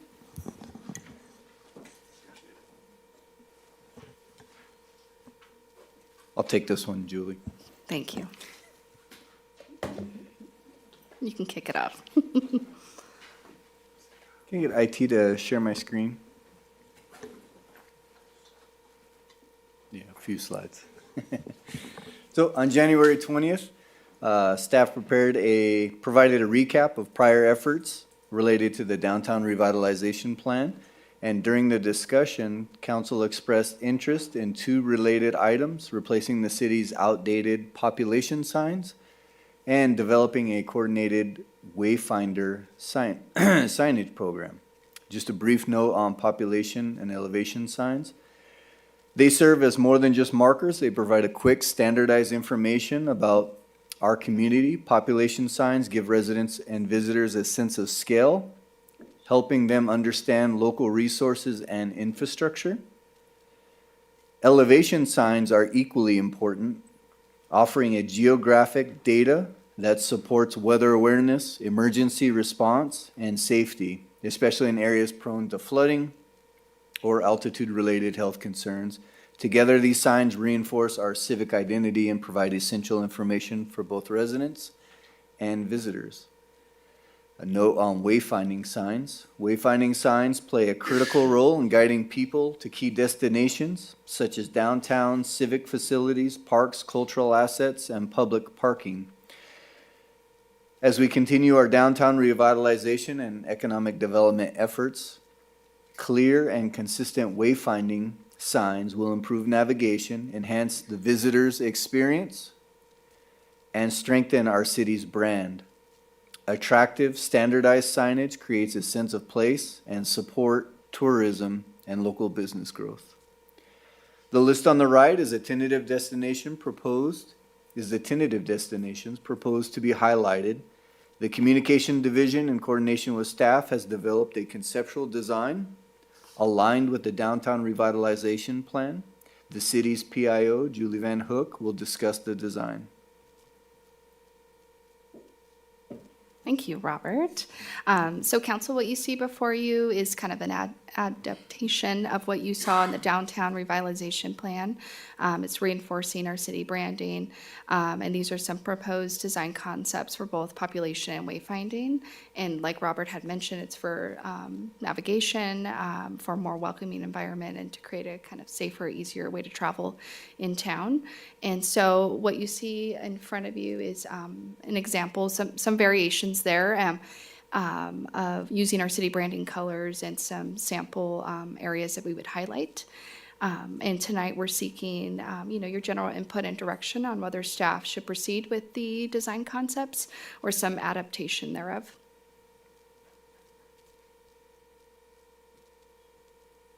I'm up. All right, do we have any public comment? Thank you, Julie. And Mr. Vestal. I have no written requests. Simone, do we have any callers on the line? We have no callers at this time. All right, well, I will open it up to council's discussion. Councilmember Fenn. All right, this is a joke. Mayor, welcome to the tile discussion. I know, you guys, as I was reading this, I was like, I don't want, I've already messed up today once, so I'm going to keep my comments quiet. All right. But I do thank you. have a little bit more, though. Thank you. Go for it. Robert, our elevation, is that, how is that determined? Is that the location of City Hall or the highest point within the city? Yeah, that's a great question. So I did pull it from City Hall. Our differential throughout the city is hundreds of feet, so it Not is City much. Hall. Okay, all right, thank you. No, can you pull the signs back up? So if I had a preference, I'm leaning towards 3 and 4, just to start the conversation. I'm good for now, Mayor. All right, very good. Councilmember Lara. Well, thank you very much for putting this together for us. I also like number 4. On the monument sign, this is just for wayfinding, right? It's not entry monuments. Those are separate. That's a different type of a structure, correct? Yes. So of the A, B, C, and D, I like B, but I'd like to know which is the easiest to maintain of these, because I don't want something like E looks like that'd be very difficult to maintain. You've got a photo, it may fade out. I want something that looks good for an extended period of time that's easy to maintain. I don't mind the slump stone block on B, or even if you do like a poured and paste concrete, maybe that's stamped, I don't know, but what would be easiest to maintain for long-term purposes? I think the difference would be negligible. Okay. If you want the absolute easiest, it's going to be C and D. However, the maintenance on A and B, like I said, is negligible. Okay. I like B, and that could either be on poured and paste concrete or the slump stone, either one. Wonderful. And just to note too for council, that brick matches the monument in the front for the Memorial Plaza, we have pillars, and so it's the same Ah. type of brick that we're See gonna what you use did there. cohesively. If you went with the brick, or, you know, you were leaning towards that aspect. Thank you. That's all I have, Mayor. Councilmember White? I have two comments. Number one, I'm going to defer to my colleagues on the colors and shapes and sizes. And my second comment is we should definitely limit this to 30-minute discussion. Okay. Sure, sure. I do like 4 because it's already got 2 votes. So if we can move on, I'll go with 4. All right, Councilmember Martinez, let's roll the dice. Quick question on the A and B, are those closer to the ground? Yes. Is that what that shows? So similar to what we have right now, maybe in front of Stater Brothers and so Yep. forth, it's a little closer? Much, Yeah, I prefer taller myself, as I do find that a little bit hard to see sometimes as you're going. You have to kind of look down, especially if you put a rock in front of it. But but I'm sorry. But so anyway, I'm okay with 4. I do like 3 or 4. I'm not gonna, I'm okay with really anything. I just like the higher rather than the lower.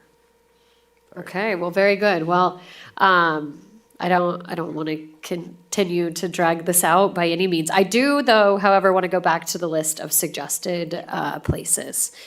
And I want to highlight that I appreciate the addition of some of our other governmental groups with the library as well as Noble Creek.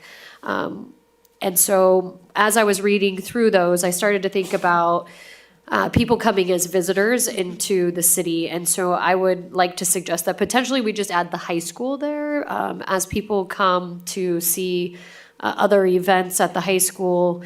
And it is a destination. And since we've included 2 of our other partners, it might be a good idea to include them as well. And I was leaning towards 3, but since 4 seems so popular, we can go with 4. And I too like B as well. Do we need any other direction?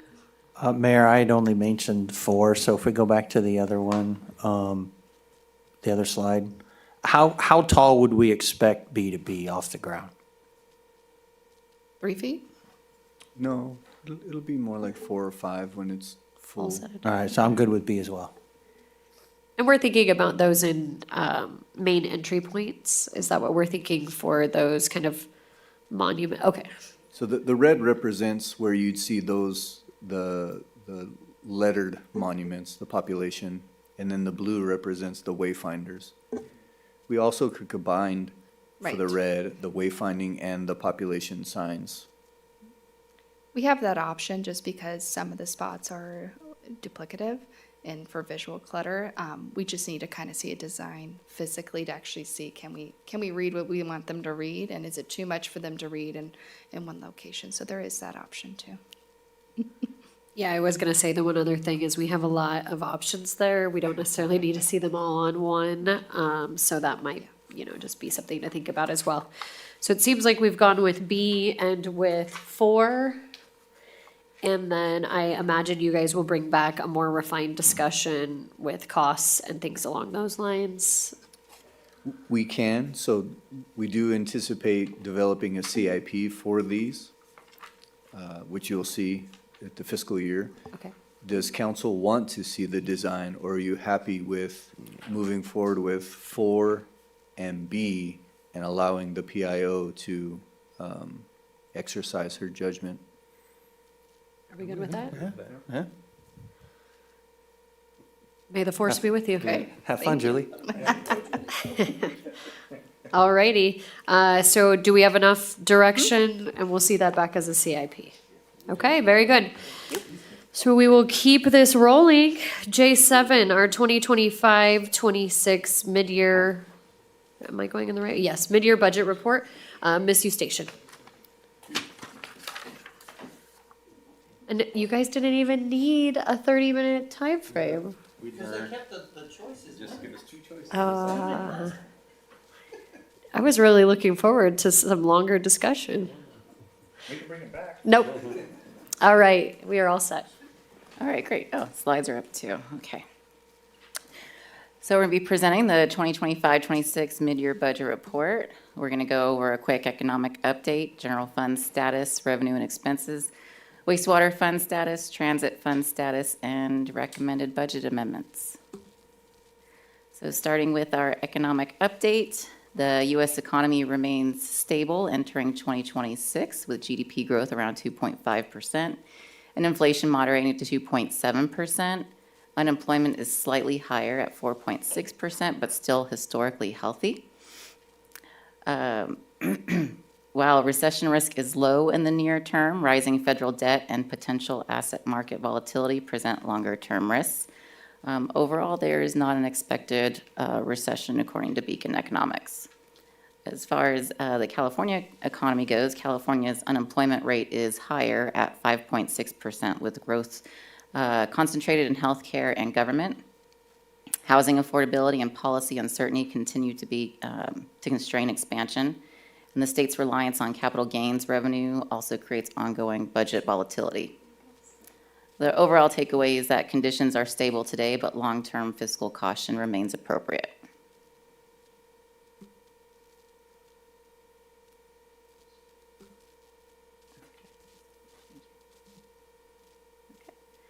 Going to our local economy, the unemployment rate in the Riverside-San Bernardino, Ontario region was 5.2% in December 2025, and that's slightly improved from November, but still above last year's 4.9% level. Riverside County is at 5.2% and San Bernardino County at 5%. Locally, permit activity declined in calendar year 2025 and is down 15.9% compared to 2024, indicating a moderation in development activity. The overall takeaway for our local economy is the regional labor market remains stable, but development activity has slowed compared to last year. And now, before I go into general fund, I'll just stop and see if there are any questions. Okay, I'll continue. Mayor, a quick question. So back to the slide for the permits that were pulled. Do we have any numbers from the county, countywide, and how do we compare to that? Do you know? I do not have those numbers, but staff might be able to grab those. Okay, because I know that just in general, a lot of our new home neighborhoods are reaching near sold out. We've got one that's going to have grand opening coming up, but our heyday's kind of over, for now. So I think that probably reflected in that. But I still think there's probably a lot of regional growth still going on in Riverside County. Got you. Yeah. Okay. That's probably something that staff can, and maybe our planning or building. Just as a comparison to say, okay, if we're comparing unemployment and so forth, and different things, county to state, and then if we're looking at permits, then if we see a drop or an increase, how are we doing with the county? Right. Got you. As a comparison. Thanks. Okay, for general fund overview, as of December 31st, 2025, general fund revenues total $21.8 million, and that's down 21% from last year. That's largely due to timing differences in prior one-time revenues. Expenditures total $27.5 million, up 12% from last year at mid-year. It is important to note that several major revenue sources, including property taxes, are received in the second half of the fiscal year. Historically, the city relies on its 16% operating reserves during the first 6 months to manage cash flow and avoid short-term borrowing. Taxes account for approximately 69% of the general fund, primarily property tax, sales tax, and other local taxes. Overall takeaway is mid-year performance reflects timing differences and reserves continue to support stable cash flow management.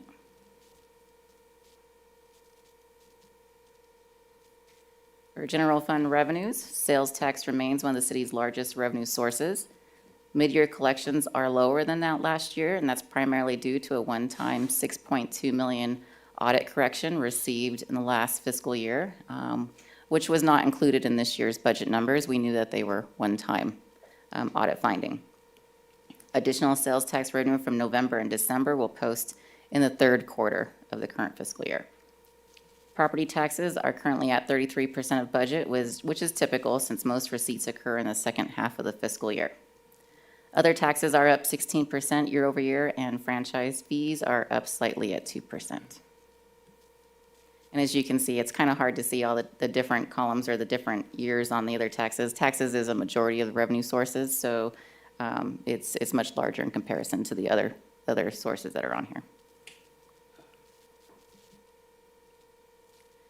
General fund expenditures and uses of funds are 27.5 million, or 36% at mid-year, and this represents 11.5%, or a 2.85 million increase from the same point last year. And as you can see, the largest expenditure for the general fund is personnel, and then operating, and then the others are smaller amounts. The following chart is where departments stand at the mid-year point. Departments that are highlighted are either plus 50%, 10%, or less 10% from the 50% mark. So those have been highlighted just so that you could see. And I'll pause here to see if there are any questions before I move forward. Can you explain that last column you just mentioned? Tell me again what the yellow is. And The percentage of budget, so that's if you are over or under by more than 10% from your midway point. So you're either less than 40% or you're above 60%. So that would mean that you're not tracking right on to the 50%. Okay. And Jennifer, is that increase in personnel due to the healthcare increase recent, or increase in personnel numbers? We did increase our FTE counts last fiscal year, so it would be a portion of that, as well as your other regular increases that occur from year to year. So it could be step increases and health costs would And be the part health of that costs, too. okay. Thank you. So your question was in reference to the 76% for risk and HR, or Well, yeah, basically, but I think I understand where it's could you at. speak a little bit more to that? Correct me if I'm wrong, but HR and risk, there's a back-end allocation that occurs probably mid-year or at the end of the year for an allocation over to one of the special funds that we oversee as well as part of that one. Is this typical for this time of year? For HR and risk, it's typical for that year. Yes. Risk and HR, so, and that's your, a lot of it too, is the insurance payment is at the very beginning of the fiscal year, so it's a very large one-time cost out of the budget. So usually that budget's mostly spent by the time it comes to the middle of the year. But the increase, though, between years is due to the increase in FTEs. That would be, for the personnel, that would be correct. Yeah, okay. May I have Yeah. Can you go back a slide? One more. The investment earnings, what's the 23, 24, what was that spike there? So with investment earnings, I will say in this fiscal year, there's, and I don't want to get too technical, but accounting has to do a entry to market is what they call. So you would essentially have to, if as interest rates rise, essentially your portfolio value goes down, even though you would never recognize that. You would hold your investments up until a point of maturity, but GASB requires you to make that adjustment in your financials.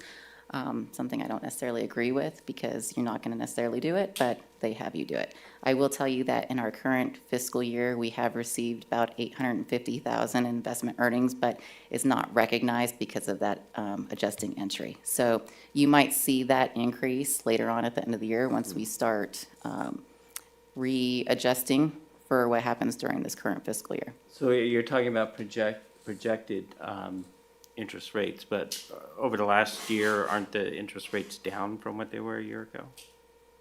They have decreased, but you'll see that it was opposite in prior years. So you had low interest rates, but a higher market value. Got it. Okay. Thank you. Councilwoman Martinez, do you still have I'm something? done, thank you. Okay, go ahead.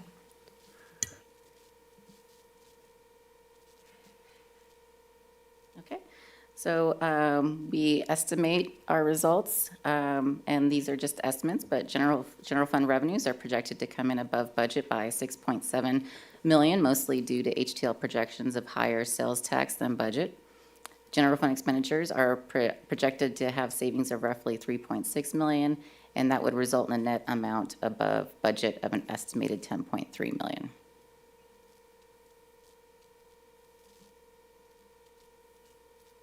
And then our fund balance for the general fund, the unassigned fund balance at the start of the fiscal year was 26.8 million. This balance is your available reserves. But but we have made some adjustments to that already within the current fiscal year. So a reappropriation of unexpended expenditures from fiscal year 24-25 was adjusted in the amount of $618,000. On August 19th, 2025, the City Council approved a CIP budget amendment to program $800,000 of the assigned reserves balance to the Potrero CIP project. And there has been an amount set aside, and as you'll see later on in the slide, we have a budget amendment requested for $608,000 set aside for MOU required bonus payment from the fiscal year 2024-25 audited financial results. The current available fund balance, so this is your savings account. These are like your rainy day funds. Account is at $24.9 million. And unprogrammed revenues, so this is your checking, basically like your checking account where, you know, the money comes in and goes out. Available funds of $66,446. Jennifer, before you move on, a quick question for you. Can you let us know with this savings account, what is that percentage are in our reserves currently? Are we at the 16% or is it higher than that? So in total, I don't have it calculated just for your available balance, but in total, which would include your 16% working capital cash flow, you have a $5 million budget stabilization reserve as well as a $1 million emergency reserve. With those reserves plus what you have available for spending, it's about 61%. 61. Thank you. And the MOU bonus pay, I think we all know what that is, but can you explain that for someone who may not know what that is? Sure, absolutely. So in the MOUs, there's a stipulation that states if revenues come in above 10%, I believe, over the budget, then there's a one-time 2.5% lump sum bonus To employees. Okay, and is that also in place for this current fiscal year? The MOU is in there, so if we were to come in over budget of the 10%, then you would have another payment next fiscal year. And does your projected budget show us that we would be paying that? It currently does not. It You would be under the 10%. We'd be under the 10%. Okay. Thank you. But that's an estimate, so, you know. What's that? That's an estimate. Understood. Yeah. Understood. And your MOUs expired June 30, 2026 of this year, so So this would be the last year, potentially. depending on what the next MOU looks like. Got it. They will have expired before your next audited financial comes out, so, correct. Okay. And it will not be, so the way the MOUs are written currently, they would, I would think they would still be paid out for this fiscal year. No? Okay. Per the city's financial policies, unassigned fund balances, and that's your savings account, that exceed any policy requirements, so that's your available amount to spend, will be brought forth to the city council for options of use that meet the strategic goals that have been established within the budget process. So I would imagine that during your budget workshop, you would probably be discussing what to do with some of these dollars. Before I move forward, are there any questions on this?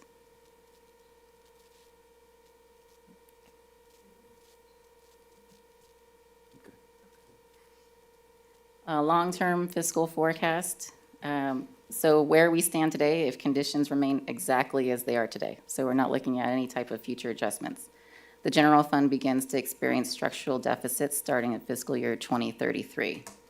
Under this scenario, revenues do not keep pace with growth and inflation, resulting in declining service levels over time. So you'll notice that as the expenditures, which is your orange line, starts to increase over your revenues, the blue line, then your fund balances start to decrease as they're making up for that lost cash flow, essentially.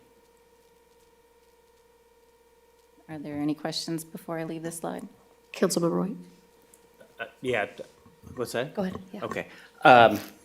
So the general fund revenues that you have projected there, what percentage of that in general is sales tax? So this would still be like, it's the majority. Okay. I don't have the exact percentage of what sales tax is in here, but we project a certain amount of increase. And I actually did a statistical forecasting for the revenues moving forward. And we had these numbers validated by our financial advisor, UFI, who Does that take looked at it. into account projects like Target that is not open yet? It does not. So it's only looking at if we stayed exactly the way we are Status today. quo. Got it. Okay, thank you.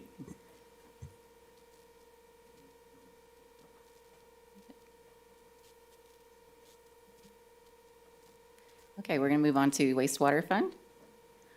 As of December 31st, 2025, wastewater revenues and sources of funds totaled $5.8 million, and that's a decrease of 3%, $180,000 from the same point last year. And expenses and use of funds totaled $5.6 million, which is approximately a decrease of 16.8%, or $1.1 million from last year's midway point. And I'll get into that a little bit in the next slides. So your wastewater revenue service, or sewer service charges fees are billed bi-monthly, and the mid-year report represents 2 billings. Wastewater revenues are slightly down this year in comparison to last year, and that's, it's very slight, and that's due to lower investment returns, which we already kind of touched on. Wastewater expenses are down from midpoint last year. That's mostly due to reduction needed in the transfer for debt service. If you all remember that there was a wastewater bond refinancing earlier this fiscal year, and so there wasn't as much needed for that transfer for the debt service. So that is what contributes to that reduction. And your wastewater revenues are projected to come in at $1.9 million over budget, and expenses are projected to be $1 million below budget, with savings in personnel and operating costs. Before I move to transit, are there any questions?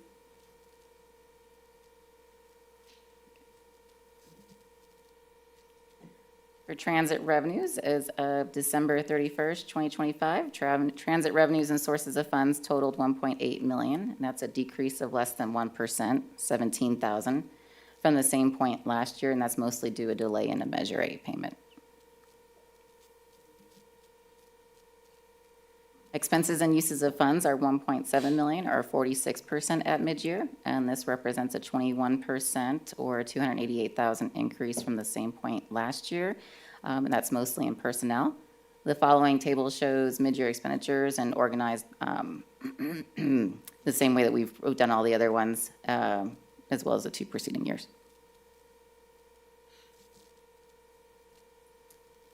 Transit revenues and expenses are projected to remain within budget, and any funds not spent by year-end are returned to RCTC.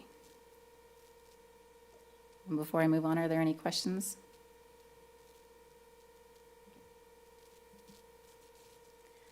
So for recommended budget adjustments, we do recommend the MOU bonus pay, the $607,888. That would be from the general fund balance reserve. General fund operating is community enhancement is requesting additional funds for increased weed abatement and vector control costs in the amount of $75,337. General fund operating for building, additional funds for several large development commercial project plan reviews at $70,000.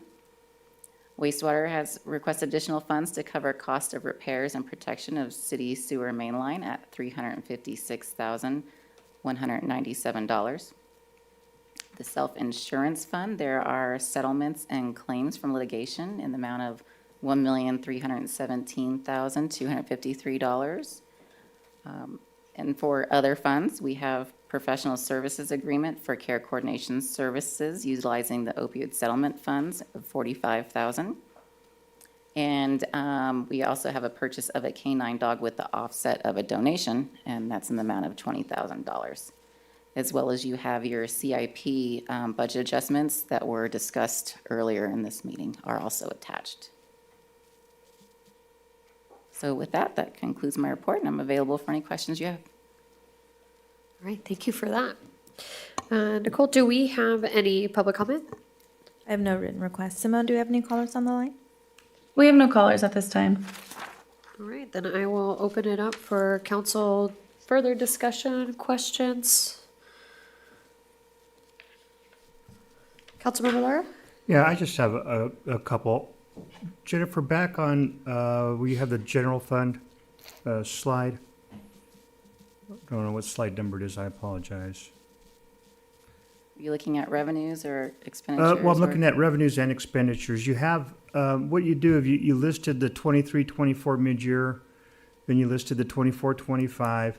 The question is the 25-26 mid-year, there's a $5 million gap where we have expenditures over revenues. Are we missing something from the county as far as because I know that this is just a projection and we get money on different payment cycles. But I would kind of hope that the county would kind of maintain their payment cycles so that when I look at mid-year projections, like we can see some type of consistency. But this is concerning. I'm just wondering, are we missing something that they didn't send us out or? I went back and looked at that, and actually the payment that we were missing that was delayed was in the transit fund. So what this is actually those investment returns that we had discussed earlier, but Okay. also too that costs have increased for this fiscal year. So a lot of that difference that you're seeing is that you have higher costs, and the revenue is not increasing at the same amount as the cost. Okay, so you're good with it? You don't see any red flags that we need to be looking out for as we move forward? No, because in the second half? estimates do show that revenue would come in higher than what's projected, Right. as well as expenditures would come in lower. Okay, and then on the status quo, I like that you show that, but does that include current capital improvement projects? Right? You include all that? So obviously status quo doesn't include the police station because we haven't budgeted for that yet in future fire stations or anything like that. So if Right, we just stay the same, Right, so when we budget for capital projects, those are transfers out, and those go directly to the capital projects fund. Right. So they don't stay within the general fund and count for any future years. So this does not incorporate any future projects that are on Right. the list, because that's council decision at the point in time when you Right. have budget workshops, right? And yeah, it's just mostly your operations, and if those were to continue the way they are now. right, okay. So no additional staff or anything like that. Right, staffing is going to impact that, contracts will impact that. Yeah, and so any ongoing costs that you add from this point forward would essentially move that needle forward. Okay, thank you very much, I appreciate that. All right, very good. Okay, thank you for that. I think it's just is it a receive and file? And approve the budget amendments that are attached. All right, then I will make a motion to receive and file and approve the budget amendments. I'll second. Can I get a roll call? Councilmember Laura? Yes. Councilmember Finn? Yes. Councilmember Martinez? Yes. Mayor Pro Tem White? Yes. Mayor Voigt? Yes. All right. Oh, thank you. The last Good presentation. job.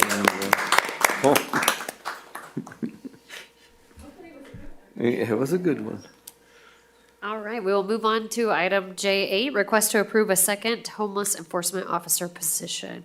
Staff report by Mr. Lent.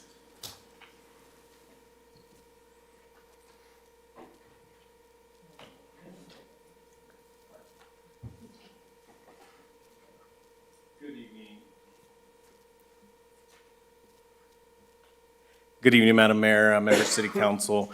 I'm before you this evening requesting approval to create a second homeless liaison officer position, which would be assigned to weekend coverage and would allow for 7-day-a-week homeless enforcement services. The request is due to an increased homeless population and regional impacts that have compounded the issue of homeless in our community. Neighboring cities and jurisdictions have recently disbanded several large encampments and increased their enforcement of their homeless. Specifically, one of our neighboring cities recently added a second homeless liaison officer themselves, and they've increased their enforcement efforts. They also went to a 7-day-a-week enforcement as well. So due to the proximity of these jurisdictions, these actions have resulted in displacement of homeless individuals into our community, specifically our retail, commercial areas. We're seeing that effect. For this reason, the additional second homeless liaison officer will assist in immediately addressing the increased in the homeless population here in the city of Beaumont. With that, I'm available for any questions that you may have. Alrighty, great, thank you. Do we have any public comment for this item? I have no written requests. Simone, do we have any callers on the line? We have no callers at this time. All right, seeing no public comment, I'll open it up to council discussion or a motion. Mayor Pro Tem White? Nope. Councilmember Martinez? Yeah, thank you, Mayor. A couple of quick questions. Is this something that's open internally first? If an officer wants to go to this position, then they can apply for it? Is that how that works usually? And then we would fill their position, or? Yes, this would be considered one of our, so we have our existing homeless liaison officers, be a second one. It would be open to our officers. They put in a memorandum and a request, and then we would take that from generally our patrol officers and then backfill this with the requested position for, and hire a new officer. Okay, and you discussed with the interim manager and finance perhaps the sustainability of the new position going into future budgets? You'd be able to handle that in your budget? Yes, I believe this, well, this one's on, the remainder of this year will be on the salary savings that we currently have. Right. And then the remainder has been discussed as far as sustaining that throughout for the additional position in the upcoming budgets. Okay, so I think it's something like 211 or something like that. Yeah, That would be something that you've discussed that would be able to, okay, all right, thank you. Councilmember Fenn? Yes, thank you, Mayor. Lieutenant, thank you for the report. I appreciate that showing the number of difference of what has transpired from 2024 to 2025, and certainly helps us to understand the need there. I do have a question with the 25 numbers in that, is it possible an individual could have been listed more than once on that list? For example, could they have sought mental health facility at one point? Were they arrested prior to that? You know, this looks like there's an awful lot of homeless in Beaumont, and I know that we manage it well, and we typically don't have that many, but I just want to get your perspective on that. That is there a possibility that one individual per se could be listed in multiple categories there? Yes, there could be. There could be multiple contacts. We try to differentiate on what is a new contact and what is existing, but that's not necessarily split up on those numbers when it comes to the additional breakdown. It could be duplicate, as you said, yes. Okay, but we are seeing more individual contacts as a whole, correct? Correct. Okay, thank you.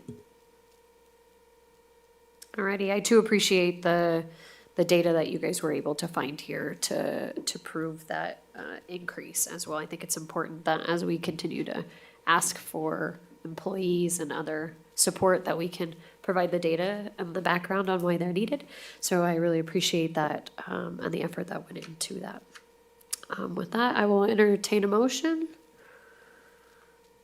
Mayor, I move that we approve the addition of one police officer position to the police department's fiscal year 25-26 budget and approve the necessary budget adjustment of $70,000 to the personnel budget to fund the position for the remainder of the current fiscal year. I'll second. Can I get a roll call, please? Councilmember Laura? Yes. Councilmember Finn? Yes. Councilmember Martinez? Yes. Mayor Pro Tem White? Yes. Mayor Voigt? Yes. All right. Thank you for continuing to keep our city safe. All right, we will move to our last action item, J9, City Council meeting dates for 2026. And Ms. Wheelwright, can we get a report from you? Good evening, Council. This item is for review of the 2026 City Council meeting dates. This is to help determine if any meeting dates need to be considered for cancellation based on conflicting schedules or upcoming holidays. This helps staff plan for staff reports and meet deadlines. So in your staff report is a list of all of these City Council meeting dates. I've bolded the ones that have potential conflicts and ones that have been canceled previously during the summer months for your review, and I'm happy to answer any questions. All right, thank you. Do we have any public comments on this item? I have no written requests. Simone, do we have any callers on the line? We have no callers at this time. All righty, thank you. I will kind of start us off. We wanted to bring this forward for council discussion as I think think that we have some opportunity to continue to move things forward. The conflict with Washington DC, there will still be a quorum on the 21st with 3 council members. And my suggestion would be that we continue that meeting and we assign somebody to run the meeting, as the Mayor Pro Tem and myself will be in Washington DC. But I do think that we can continue if we have a quorum. And if anything needed to be continued, we could continue that meeting if we needed to. ICSC, I think we had previously talked about that. I believe there are 2 of us going to that event. Again, the same 2 that will be attending DC. We could continue to leave that on as well if we wanted to, unless there were more council members that were planning on attending ICSC, which are good to go with. Historically, we have canceled the July 7th one. I personally have no oppositions to keeping that one dark. I would prefer to keep August 4th moving forward and not be dark, so that we can continue with business. And I think we've all agreed in the past that election day, especially with 3 council members, is difficult. So I would suggest that we go dark on that meeting. So essentially, I would be replacing August 4th as a canceled meeting with November 3rd.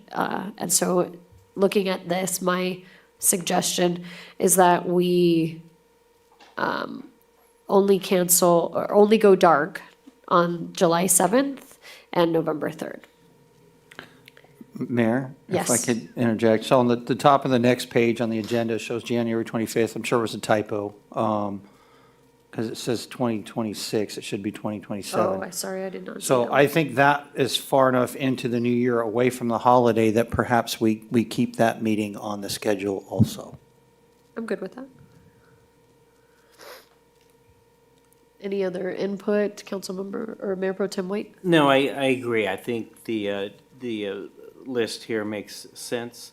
I had a feeling last year that or 2025, we were sort of loading up on a number of meetings, that we should try and avoid that so that we don't have the long meetings, and we can also better time the issue. So I agree with the suggestions that have been made so far. Councilmember Laura, any objections or discussion from you? Just question on April 21st. There's no way to move that meeting to Washington, the one in Washington. It has to be that week. So we have an item that we'll be discussing on the city manager's report, which is our budget workshop. As I discussed this with city staff earlier, the proposal was for April 28th to be that budget meeting for our budget workshop. If we would like to consider another date, I'm okay with that. It depends on everybody else, but my thoughts were you could continue with the. Wouldn't that have to be a special meeting if it's not on our regular schedule? Yes. I'm not talking about moving our meeting. Our meeting could be held. I'm just didn't know if there was a way to move the Washington DC meeting. Oh, I see what you're saying. If I may, Mayor and Council, so initially, April 20th was what was brought out, and then we talked about moving the Washington trip to the next week. However, there were going to be problems with Congressman Bruce being available, and so we went back to the 20th. However, since then, Councilmember Fenn has indicated he will not be attending, so there's only the mayor and the mayor pro tem attending. Therefore, the idea was to keep April 21st open and not cancel April 21st. Okay. Do we know that this temporary partial shutdown is going to still make it beneficial for us to be in Washington? We had a call with Jamie Jones Okay. yesterday, and we're good to go for the 20th. Then, yeah, we can keep that council meeting and then one on May 19th as well, as long as we have enough staff or enough council members. So if I can clarify, what I'm hearing is cancel July 7th and November 3rd only, and everything else stays open, stays on? I think so, yeah. That's as I hear it. I think. All right. We have enough direction, we're good? Okay, very good. Then we will move on to K1, our legislative update. We will have Ms. Navis.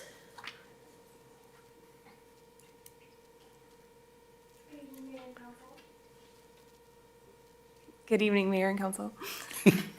This item provides a brief legislative update on Senate bills from the 2025-26 session that staff is currently monitoring for potential impacts to the city. The state legislature reconvened in January, and activity has picked up as bills moving through committees. At this point, many bills are still being amended, so staff's focus is on tracking potential impacts and keeping council informed as things continue to develop. One important timing note for the council's awareness is that February the 20th is the final day for bills to be introduced this legislative year. So because of that, we expect to see additional bills introduced or amended over the next couple of days, and staff will continue to monitor and report back on those as needed. Now, a few highlights from the bills included in the staff report include AB 35, which would speed up how Proposition 4 bond funding guidelines are developed. This could help accelerate timelines for infrastructure, water, and climate-related grant programs. AB 1421 directs the state to study mileage-based road usage fees. While this is only a study, it could have long-term implications for transportation funding and for future compliance requirements.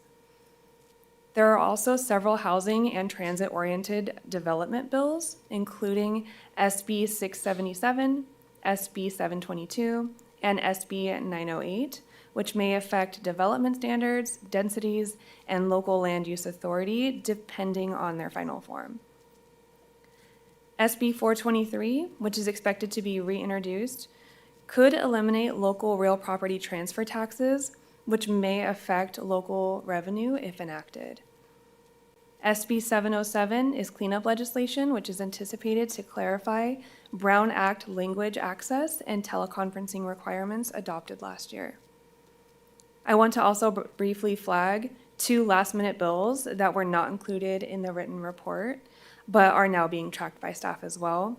And this includes AB 1439, which relates to public retirement systems and would require CalPERS and CalSTRS to report on how labor standards affect investments. While largely informational, it could influence future discussions related to public workforce and retirement policy. AB 1383 affects public retirement systems for safety members, and city staff is monitoring it due to the potential impacts on retirement benefits or system requirements for public safety agencies. Overall, staff will continue tracking these bills and evaluating their potential fiscal and operational impacts, and will return to council if policy or direction or advocacy is needed. Tonight's recommended action is simply to receive and file the legislative update, and I'm available if you have any questions. All right, great, thank you. Councilmember Fenn, do you have a question? Yeah, just a quick comment, Brittany. I really appreciate the format of this and having the description of the bill and the link and so forth. It's nice and user-friendly, so I appreciate that, because as we write down numbers and so forth, it's so easy to get lost in the number of the bill, but to have it right there is great, so appreciate it. Thank you. Thank you. And Mayor Pro Tem White? Nothing.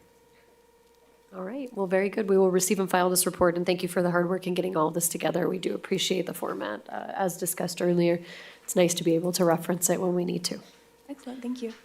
All right, we will move on to economic development update. We do not have an update this evening. All right, and I don't believe we have a planning commission update as they did not meet. That's correct. Okay, city treasurer. No update? All right, city clerk. All right, city attorney. Nothing. All right, so that will move us to our city manager report. Yes, we have the January City Manager Monthly Report for your review. And also, we'd like to set the date and time for the budget workshop. Staff is recommending Tuesday, April 28th. That's, wouldn't be a continued meeting. We're talking about just a separate meeting from the 7th and the 21st.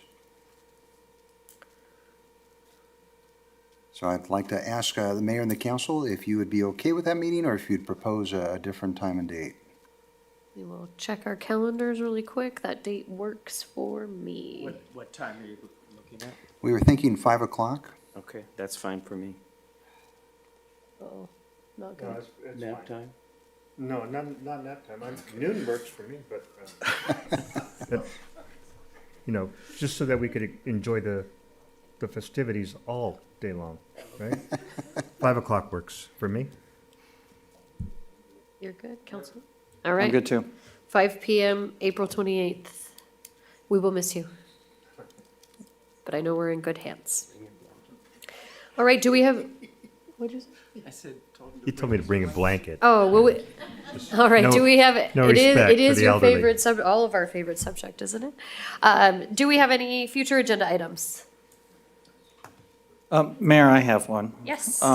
So as part of our PASCOM meetings that I attend, the question was brought up is what is the city's emergency plan? And so if we can get just a general review as to how we work with the state, the county, what do we do within the city? How do we communicate with the HOAs? There was talk there that, and I don't know if this is correct or not, but I'll share this and it might help staff understand it.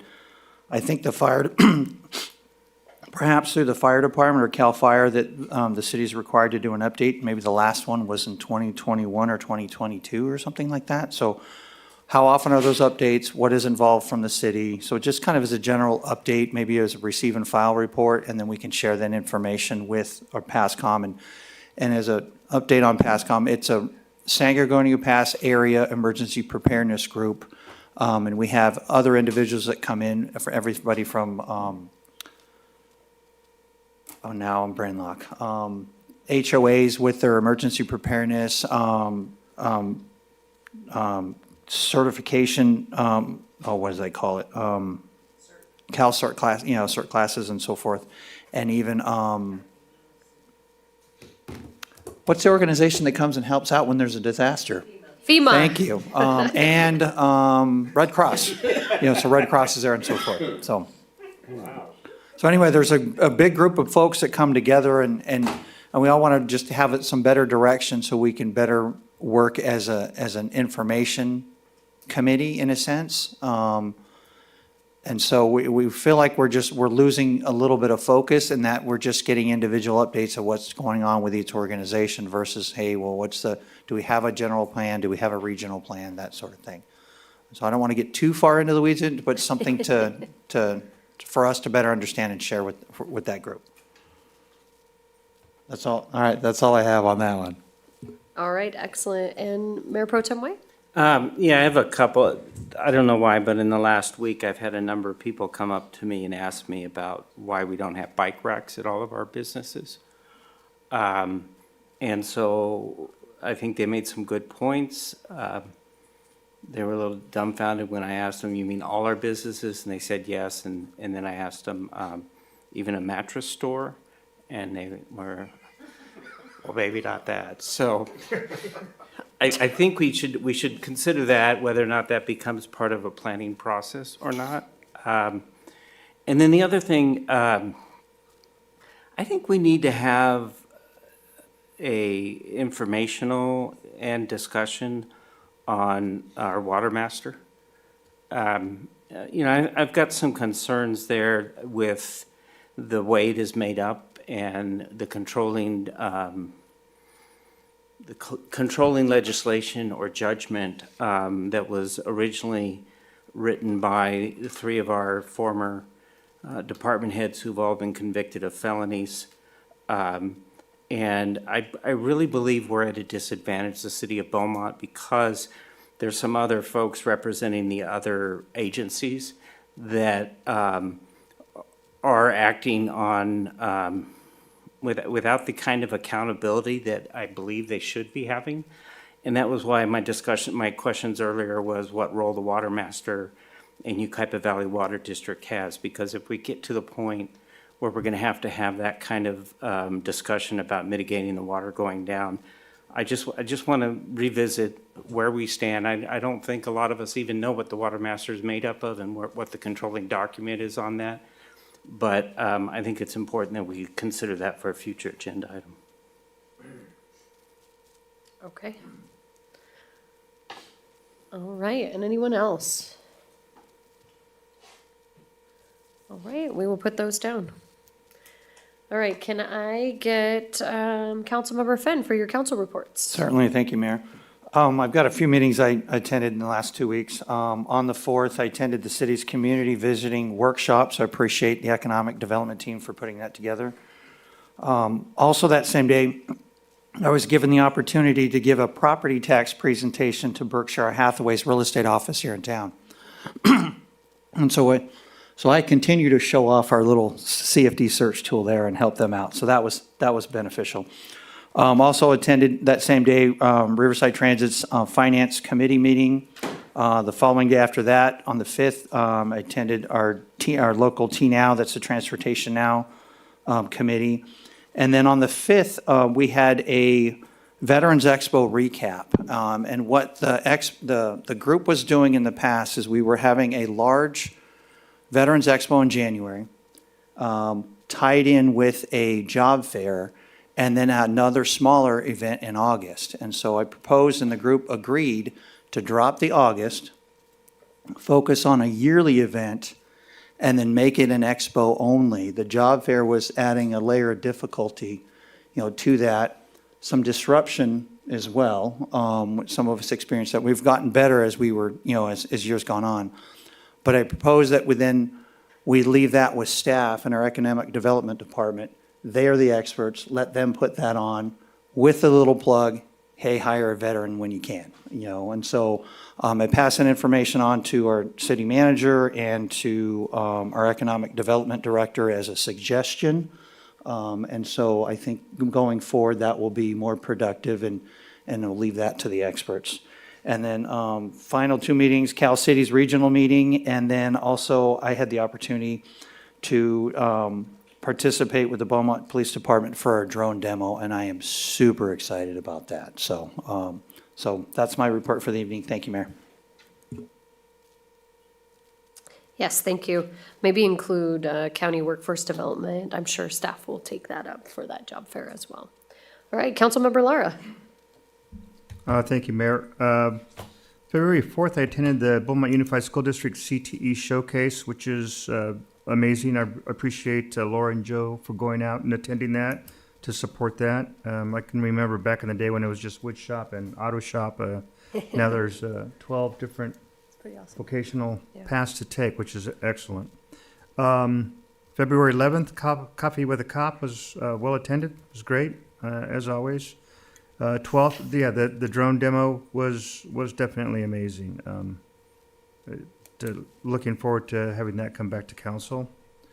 And then finally, I just want to know, it's one of the things I like to ask a lot of frequently, on the heavy rains, Thaxton, how did the wastewater, this is critical to me because a failure to maintain our wastewater ends up, could cost us, the city, money. So our plant. No, I actually appreciate you answering. It gives me an opportunity to recognize our staff. Yeah, we did experience really high rain flows. I've got some graphs here. You can see it just jumps off the page what happens when we get those kind of flows. And we had staff out addressing, high flows at both the plant and throughout the collection system. It also shows that our monitoring system's working. Yeah. We have the smart covers. We had one go off out there by the golf course. So the crews great. responded.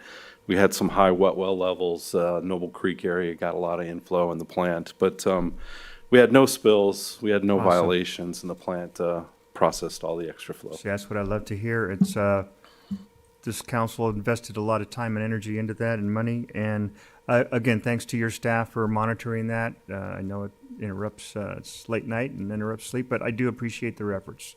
Thank you. That's all I have, Mayor. Thank you for highlighting that. Agreed. I always think about that. Councilmember Martinez? Yeah, just very briefly, attended the Cal City's Riverside County Division meeting at Duckwood, sponsored by Manning. The Youth Council, again, continuing to meet. Great number of students are participating. Thank you, Mayor, for attending. They really really learned a lot, and you can tell by their faces, they were really engaged, so thank you for that.